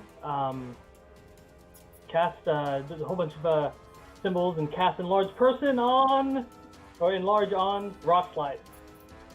I think he's going to get a saving throw against it, and I'm not sure if he's got magic resistance. Check can enlarge target anything? I'm sorry? Does not. No magic resistance. No, he kept getting feared or whatever by those stupid. Oh yeah, so he's absolutely. No, I'm just wondering whether enlarges targets only humanoids or something like that. No, one creature or object. Okay, so I then looked carefully, I was like, I can't George, give me a D20 roll. Okay. On an 11 or higher, he resists it. Oh no! Nope. So we go. Smash! That's crazy. Go. This is someone was talking about kaiju fight before. Yeah. Awesome. Alrighty. So then it is. What about Knox the Unexpected? Yes, he's expectedly conjuring 2 motes of energy and causing them to unerringly strike Okay. at the giant creature Please do. for 9 points of damage. 9, not bad. Okay. Then it is, let's hear, 9, 9. Kalidor and Chael are acting simultaneously. What are you guys doing? I am casting Sun Scorch. Ooh. Calls down a brilliant ray of scorching heat Okay. to strike one target. Okay. He is allowed to save. He is allowed to save. All right, let's see He here. is allowed to save. So his save is a 7. Yep. Save. It's all right. All right. That's okay. No, that's fine. So what happens here then? Take some damage? No, he saves. Successful saves indicates the ray missed altogether. Oh shit! So he's got. I think because of the color spray, you know, you can see as you're casting your spell, there's motes of light, and he kind of hides his face behind it and flashes with no effect. Then it is. Sorry, Kalidor, you were attacking? Yep. Yep. Just Go. waiting till you were done. Oh nope, does not get through. Wow. Do you have 5 points of astonishing fortune left? Oh, 5, yeah. Well, because I think you should go for it, Burn Jeff. Yeah, sure. Burn I'll it. do it. So I can do a lot of damage. Mm-hmm. Yeah, totally. Oh, What? Not great. Wow. Okay, then it is, let's see here. On a 14 is Rock Slide. yes, so Here comes- he's gonna continue what he was doing. Here comes his hit to Okay. roll. Go. 3. That is a miss. Okay. He's getting used to his new size. I wanted to see 36 A little bit damage. off. Then it is, let's see here. It was Rock Slide. Carrick and Druin Axebrother. What are you guys doing? I am doing magic missile. Okay, he gets an But- attack of opportunity on you there, Druin. Yeah. Another nat 1. Are you kidding me? Jesus. Some days eat the bear, and some days your bear gets killed by the party. So that is a big hit there, Druin. Go ahead and roll damage. Come on, brother.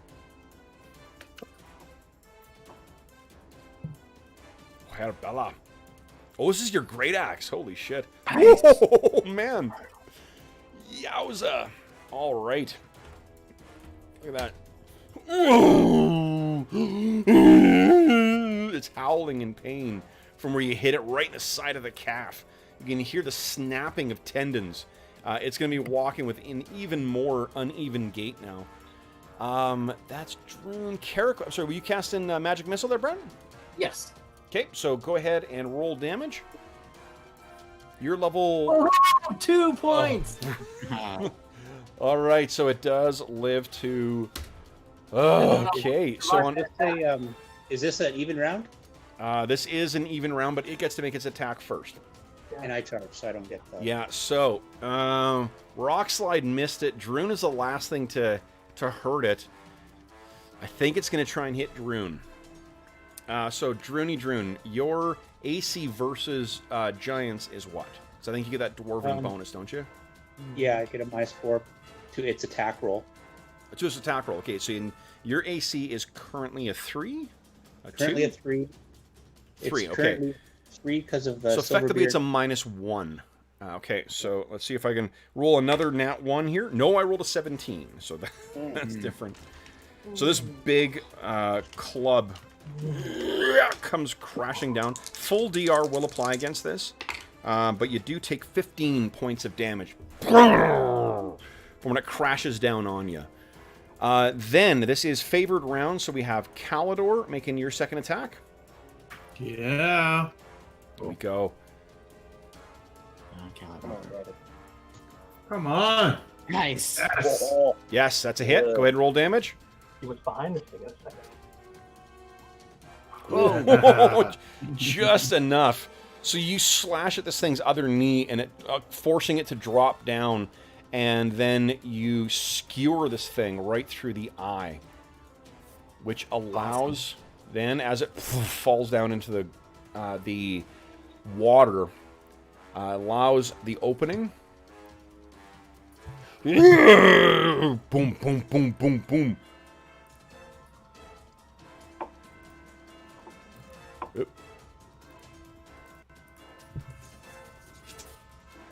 For the second one to come running out.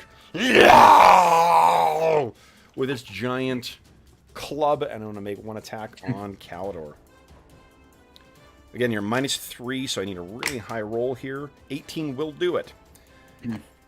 Okay, Calidor, you. Wait, why am I -3? Sorry? You charged this round, didn't you? Those, No, those- no, Well, it's last the round, last okay. round. Well, on 18, You're I'm in hitting charge. -6 as it is. So, yeah. Yeah, I'd hit a little lower I'm than saying I should be -6. you should be -6, yeah. So then you get hit full. You take 14 points of damage. Full DR will apply. Let's see how many hit points this one has. 2. A lot less. Substantially less than... Not 2, but still. Pretty good. Much less than... I think I almost rolled max hit dice on... 13 dice. Wow. Yeah. Okay.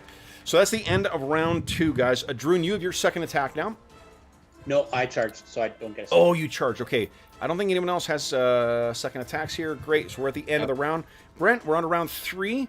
Once again, you were dominating. Once you see when I rolled, please give us a roll for initiative. Everyone figured out what you're doing for the round. Oh, Brent. Vengeance comes. Beat my 1. Uh-huh. Here we go. Right. Come on, Carrick. Oh. Fortunately, I am not acting until a 10. And is Rockslide's new speed factor is an 8 because he's huge instead of a 6? Oh, it is. No, it's a 9 because he's 9, huge. okay. Yeah, yeah. Yeah. Okay. Got it. Oh god, so 17 he's acting on. Yeah. Yeah. All right. beat him. Okay. So first up, I'm waiting for who? For Calidor? I think I me. got everybody. Yeah, Yeah, I got everybody. So first up will be Chael on an 8. What are you doing, Chael? Moving. Okay. Then it'll be Knox and Dorman. What are you guys doing? Magic missile. You hammer this thing. Oh, 10. Nice. Max damage. Yeah. Oh. Okay. Calidor Yeah. starts to see the giant shrink as he grows. Enlarge, Calidor. Okay. Caldor. Oh, hold on. He's Wait. human sized, yeah. He's human sized and he gains 50% of his height now? Yep. Yeah, so you're 9 feet, so that's it's on the border of large or not. Because gnolls are 9 feet. I'm going to keep you normal size for now. You are bigger, though. So, cool. Then on 10 is this thing. And Caldor, it's mad at you. So it's going to try and bring that big hammer or whatever, the club down on you a second time. I think I missed this time. 6 is a 50. No, actually, I do hit again. Sorry. Yeah, stop making Caldor a bigger target. Yeah. Okay, and hit points. sheesh. Caldor, you take 17 points of damage. Full DR will apply. I'm down. Yeah, I'm down. It's alright, I'm right behind you. So he grows up and then boom! This thing hammers him and knocks him down backwards. I'm at exactly 0. Okay. Not bad, Sploosh. Well, actually, yes, it's all ice and snow anyway. Next okay, so Caldor's out. Then it'll be Druin and Carrick. What are you guys doing? I'm going to try my bow.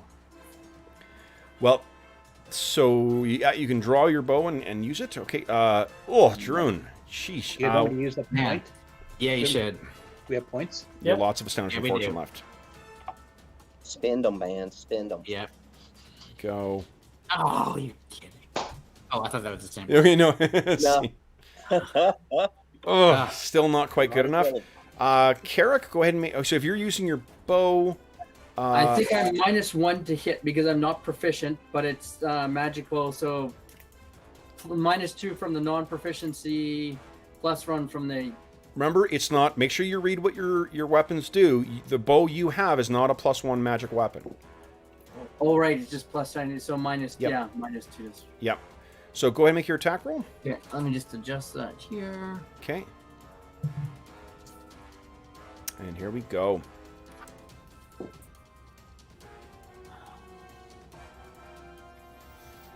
And then next up will be. Now, hold on. That was a 7. Okay, so it's not so bad. If you roll a 1, 2, or 3, that means you hit an ally. Okay. Yeah. Okay. Rock Slide is up next. Oh, Rockside Come on, buddy. smashed. Oh, Here comes. Negative. That is a hit. Go ahead and roll damage. Here we go, and then- damage. Oh, So, not great. 25. That's 25 damage. Okay. So. All right. Hits this thing.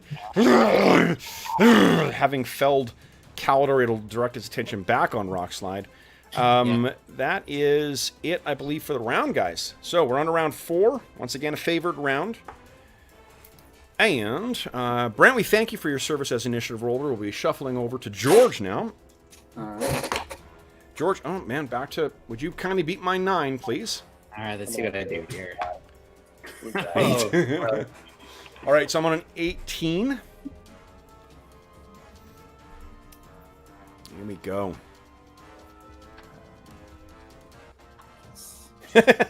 Metagaming says, I think I used to date that giant. That's fine. Oy. Okay. It is canonically actually a female giant, so good eye. All right. 1, 2, 3, 4, 5. Missing one person. Who am I missing here? Carrick? Dorman? Caldor's down is thing. Norman's in there. Oh, yeah, Calidor's down. Oh, sorry, Dave got bumped from chat. Hold on. Let's get this in there for him. Boom, there you go. He can't hear me. I don't know I'm saying that.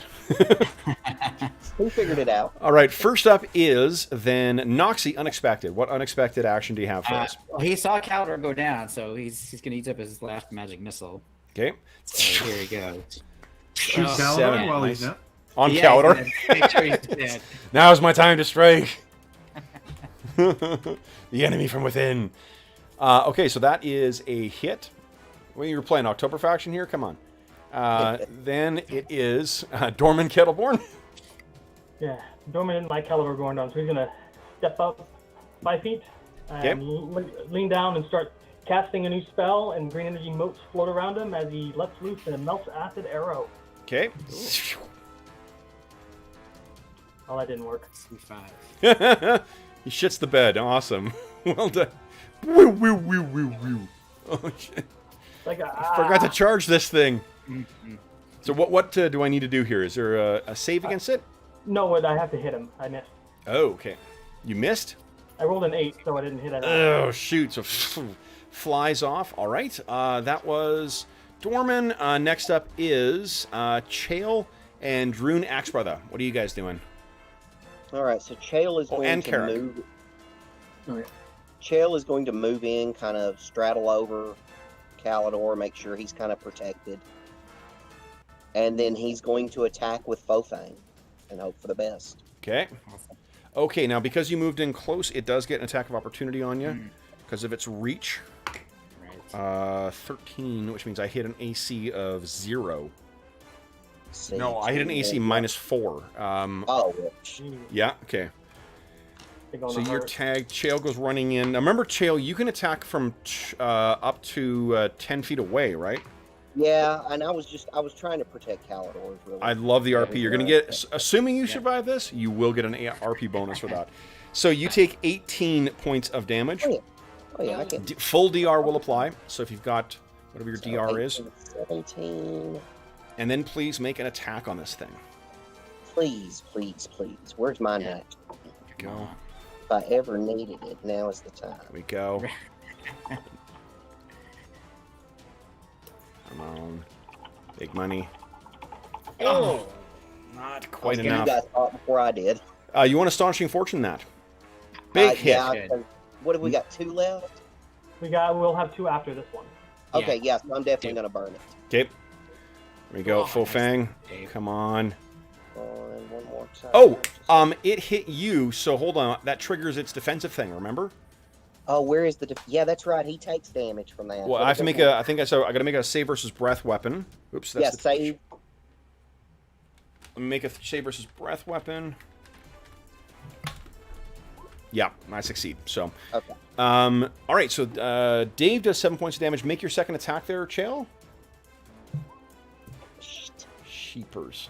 No. Okay. Then it is Chael or Carrick. What are you doing, Carrick? I will try with the bow again. There we go. Phew. And you actually would have had a second shot at the end of the last round too, Brent. Just remember that. Does that count though? Because I'm not proficient with it. Oh, it's the rate of fire isn't dependent on you being proficient or not. It's just how fast you can just poof, poof. Oh, okay. Yeah. All right. So let's...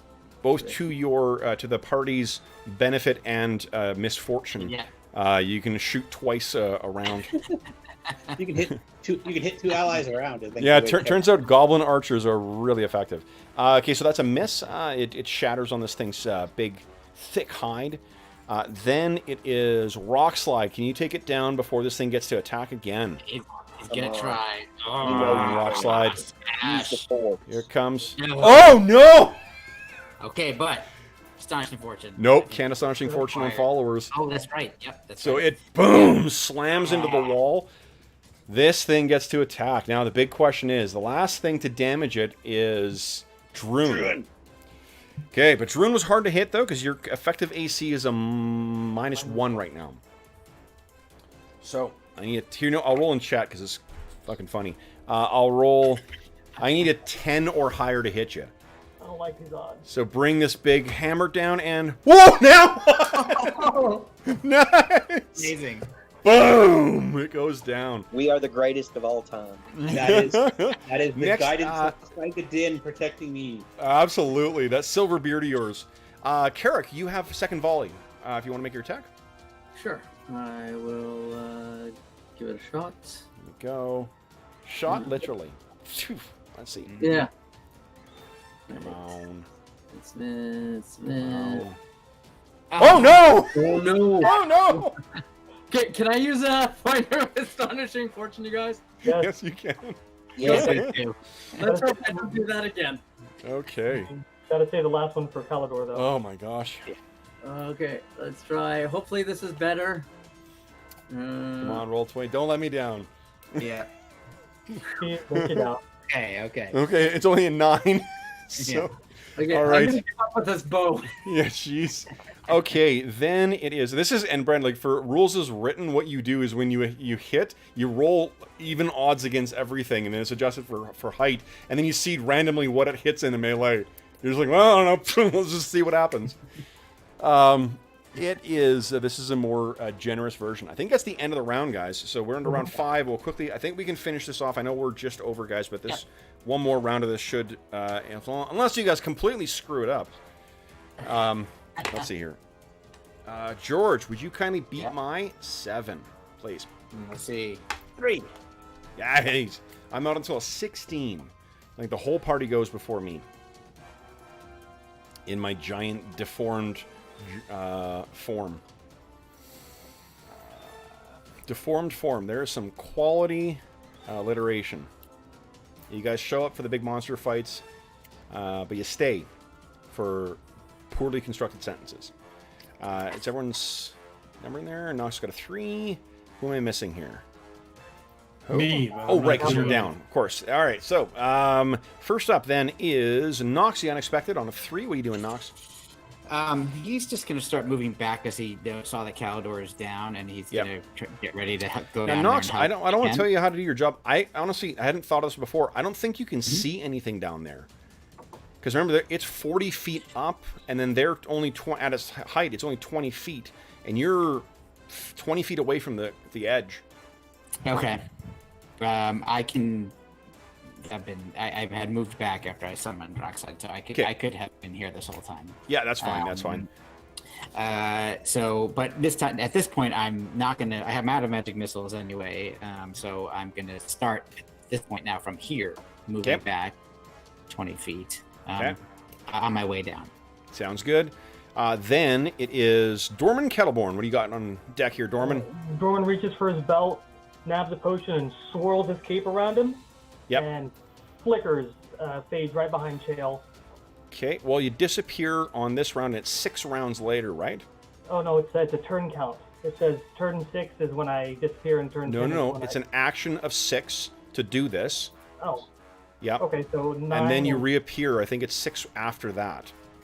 6 on the turn count or 6 rounds? No. The action, I think it's pretty fucking clear in the thing, isn't it? Yeah, that's the way I've written it. Hold on. I think we're not talking quick. Well, let's see how it's written here. Hold on.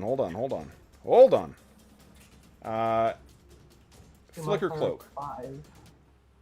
With a speed, so you vanish into the ethereal plane with a speed modifier 5, and then you reappear on a speed modifier of 10. Okay, so I heard you say round. I was like, rounds later? Oh, that's where I was confused. No, that's what. Okay. Well, I mean, what you've got is still wrong, so I don't know what you're talking about. So it is a 5, so you should disappear on an 8. Yeah. Yeah, and then you will reappear on a 13. Okay. Okay. So all right. Cool.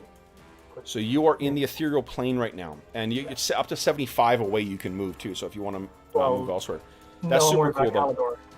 All right, so you would have been on an 8, which means that Druin is up next. 13. I think you still act before this thing does. So Dorman's gone. Druin, Axebrother, what are you doing? Druin is summoning the power of Clangadin, and he has to, I guess, hold his great axe in one hand. Yep. And he reaches down next to him underneath Chael and heals Calidor with Cure Light Wound. Awesome. So Calidor, we need to make quick. Oh wait. And thought I was going to heal Calidor. We got a lack of communication, guys. It's realistic because you guys wouldn't have been able to communicate that anyway. Yeah, I was looking on my sheet. I didn't see ESP or thought. Well, you can heal some more because standing over him. Okay. So he's got 2 clerics standing above him. Why would you not worry? Why would you think we got this? Let's see here. Well, Calidor, you're at precisely 0. It's plus 10 plus. Jonathan 11. might have been going by the fact that neither of you did last turn. 13, yeah. 14. Okay, so you get plus. What's your health right now? It's still at 0, right? You haven't gone down yet. Yeah, it's 0 of 29. Okay, so then you get plus. What's your Constitution score? 12. 12. Plus 15. 1d20 plus 15. Just a scratch. Yeah, it's all. He's in an ideal position here. And then a d6 roll, please. Nice. Okay. Give d6. Come on. Might be our highest ever Yeah, recovery that's roll. 5. Vision of the afterlife haunts you and then fades as you awaken. So you are at 1 hit point right now. Okay. Then it is let's see here. Carrick and Chael are on 11. What are you guys doing? Chael's attacking with Same both crazy hands. shit I tried last time. Okay. It was either that or jump on his back, and it sounds like Calder, you're up. Oh, thank God I'm. by the time I get her to run down and around, the fight will be long over. Chael, oh, not good enough. You do have a point of astonishing fortune that Calder did not need, though. Yeah, that's true. He might get That's smashed up in to the you next guys. round. Okay. Carrick, what are you doing? I guess smash. I am trying to bow, but if he wants to use the astonishing fortune to reroll, Nope. go ahead. Okay, go ahead, No. Brent. Yeah, we gotta keep that point in case Brent hits somebody with an arrow. That's right. Okay. Dagger You can't take a face. -6 to hit. You can take a -6 to hit and not take that mod. Oh, you also take -3 for firing into melee as Yeah. well. Not to Shit, put I bad can news take on top of more bad news, but Non-proficient archer fire into melee. Yeah. Where's the bad that'll come from this? So make sure when you prompt a modifier hit -3. Okay. And let's see here. Come on. Oh! 21. That is a 2. You do hit an ally. So, do you want astonishing fortune that, or we want to roll randomly to see who you hit? Take the astonishing fortune. We can't afford Caliber to go down. Yeah, okay, I will re-roll. Okay. I bet Bo and Carrick were not meant to be. Can you take the Entirely -6? Yeah. Kev, can you take the -6 on the reroll? Yeah. No, you can't because you're just re-rolling with the same modifier. So -3 to your attack, Brent. Yeah, And the it's -3, not it's only a natural 1, 2, or 3 that causes the hit. It's not the Yeah. modifier.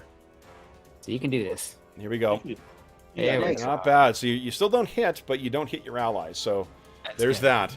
Okay, Okay. and then I think it is Rock Slide, and then Dorman Kettleborn will reappear, Okay. and then it'll attack. Come on, Rock Slide. Crush him. Oh, Ah, God. jeez. Boom! So this thing, last person to hurt him is still Druin, I think. So, Yep. Druin. Oh, I'll roll in chat again because I think I said what I need a 7 to hit you. 10. It was a 10 last time. Oh, but- because you're at -1. That's right. I need a 10 to hit you. So here it comes. Big hammer. Boom! Hit a second time. Dorman, you take. Dorman see doesn't here. take anything. Not Dorman, Druin. Yeah, it's he hit him into you. Just a That's let's see here. transference of energy spell. 9, that is 17 points of damage. Full DR applies against it. And that is the end of that round, guys. Would you please kill this thing?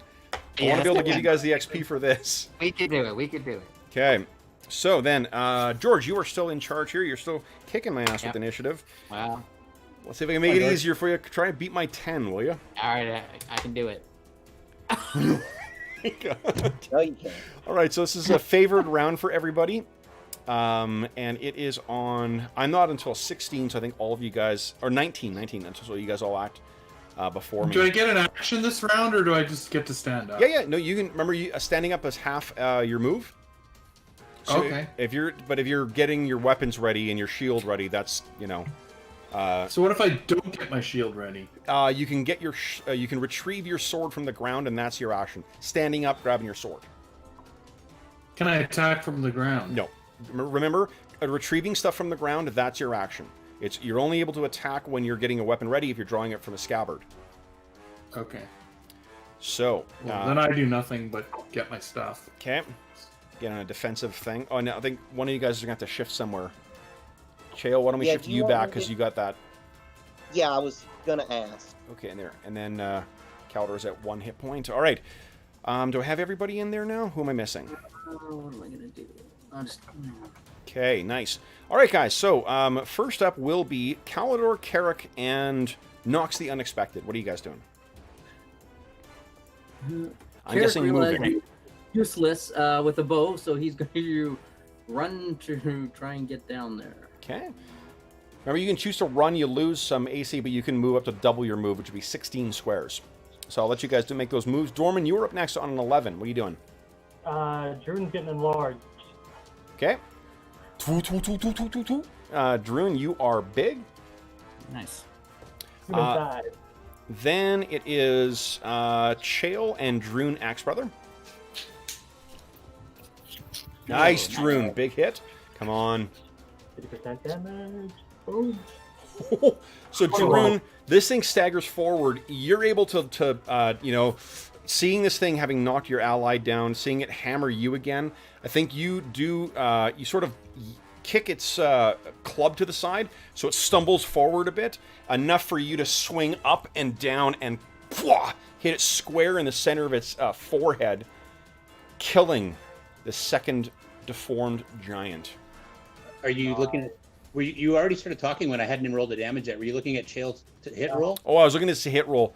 Oh, you still did 12 though. But yeah. I still do +2 damage because of the strength, and then 50% more because of Dorman. So it's 15 points. Yeah, of damage. so that's more than enough to. So you sink it in, and this thing falls forward, and you yank your axe out of its head. All right, guys, so I think what we'll do is we're well over time right now. Let's end the session there with those two down. Let's award some XP, because you guys have some well-earned XP here. So, let's see here. And I'll leave you with a sound. You can hear the sounds of more things within that cave. Yeah, that's what I was wondering. It's just... All right, so guys, you defeated. Let me go to less intense music here. Go out feeling. There we go. Feeling a little relaxed. A little decompression time after a furious fight. So the fighters in the group, you guys have each earned 26 hit dice worth of creatures. Wow. Yeah, not too shabby, guys. God dang, it's still super hot tomorrow too. Holy shit, guys. 1, 2, 3, 4, 5, 6 heroes tonight. Do we have any astonishing portion left? No, you were spent right down to the last one. Look at that. It's Well only spent. been 30 minutes. Aren't they almost worth like very, very little? 50 each. Yeah, they're once you get to this level, they're not a tremendous amount, but they're really beneficial when you're, first and second half. Yeah. How many Okay. rounds was the fight, Kev? How many rounds was the fight? It was 6 rounds. So this is a minute worth of furious activity. All right, here we go. 6. Guys, before any XP bonuses, remember to Brent, you get XP both from the hit dice thing and from any wizard spells that you cast. You guys are each walking away with a cool 1,500 XP for today. 1,500? 1,500. That pushed me over to 5th. Nice! Oh, I'm so Next XP. So you're ready for level 5 then? I am next time. Fireball City coming up. Brent, how are you looking? No. I think I'm definitely going to be ready to train up to 4th in fighter, and I'm still calculating the wizard, but 500. Because you'll be 750 that would go to your wizard for today, plus whatever you got from your spells. Where is my sheets? And the next level in wizard. I'm 10,000 for Yeah. the next, so I'm not quite there. Okay. All right. 37. Yeah, so then you're... Yeah, so I guess the thing with the fighter is it goes up faster. Oh, Wow. yeah. All And right, then guys. the fighter hit dice thing always. Yeah. And also awesome use of the flicker cloak, Dorman. That's super cool. Remember that I think... First time I used it, I was bound to make a mistake. So No, and that's fine. It just, you know what, the reason I was so incensed about it is just because it's really, with the amount of magic items, I'm not going to have any opportunity to go back and reread them. So it's really, really important that, like, I took great care to make sure I was writing them down as clearly as I could for it. So, and I think having reread it now, I take it you understood what I meant by that, by speed modifier. Okay, cool. And then let's see here. So 3 times per week. So just kind of keep track of where that is. Okay. Excellent. All right, guys. So then, for Quickly those... from Derek, What's that? I wanted to apologize for... he apologizes for his performance in combat. And as we leave and walk away, he'll offer the bow to someone else who might make a better use of it. Yeah. I think that Elanion was trying to weigh whether he wanted to take that one or keep using his existing one anyway, so that works out. I rolled 5 hits and 0 were, or I rolled hit 5 times and I got 0 out of 5. So It's almost as if your class tells you that you should only be using your blessed weapon. Oh man, you did. In fairness, you were rolling pretty crappy for that too, so it's really, you know. Yeah, I rolled under 3 twice. In Jeez. 5 shots. All right. So Rock Slide will be enlarged. That was an awesome combo of enlarge on Rock Slide too, Torment. That's really now cool. was ever like object or creature, not humanoid? Yes. Nice. Okay, then for those listening at home, thank you so much for joining us for session 60. Because guys, this is the first time you have faced giants in this. Were the giants suitably terrifying? For sure. A little bit. We had a lot of great rolls. I think otherwise we'd be in big trouble. Yeah. The And not to take away, you had really effective tactics as well too. So really, Yeah. the terror was blunted slightly by our giant earth elemental. yeah. Yeah. So when the charges are gone from that, oh boy. Oh, I know. I think about it every time I cast it. Awesome. All right, so then, as is always the case, if you have any comments, questions, or concerns regarding the session, please do not hesitate to leave a comment in the comment section of the video, and I will endeavor to reply in a timely fashion. In addition, you can reach me on Twitter at Dungeon Musings, and you can reach me by email at dungeonmusings@gmail.com, and you can find a link in the description of this video to the Dungeon Musings Discord server. You are more than welcome to join us on there. We have channels dedicated to a whole slew of different games, including everything we run on the channel, all the different campaigns we have on the channel, and we have a bunch of channels dedicated to other interesting stuff like finding a group or setting up virtual play or pictures of our dogs. We do love, or pets in general, not just dogs. In addition, if you are listening to this before September 1st, 2020, I have very good news for you. You still have time to make a donation to the Heroes Save Villages campaign, which benefits SOS Children's Villages International. From now until September 1st, 2020, for every $25 donated, you will have one chance to win either our grand prize or one of our other very cool prizes in the annual charity raffle. Our grand prize is a copy of Beetle and Grimm's, right there, gold edition Eberron Rising from the Last War box set. That's my copy up there, but your copy, if you win it, is still going to be in the packaging. Every 25 donated gives you one chance to win that prize or one of our other very cool prizes, and that's 25 Canadian, which, you know, we all know that Canadian dollars are mostly made out of twigs and maple leaves. So it's really only about $18 American per ticket. If you don't win the grand prize, you still have a bunch of other amazing prizes, including 2 copies of the Astonishing Swordsmen and Sorcerers of Hyperborea core rulebook. We have a copy of the Any award-winning Monsters Know What They're Doing by Keith Annan. We have a very cool chainmail dice bag crafted by our very own resident armorsmith Dave.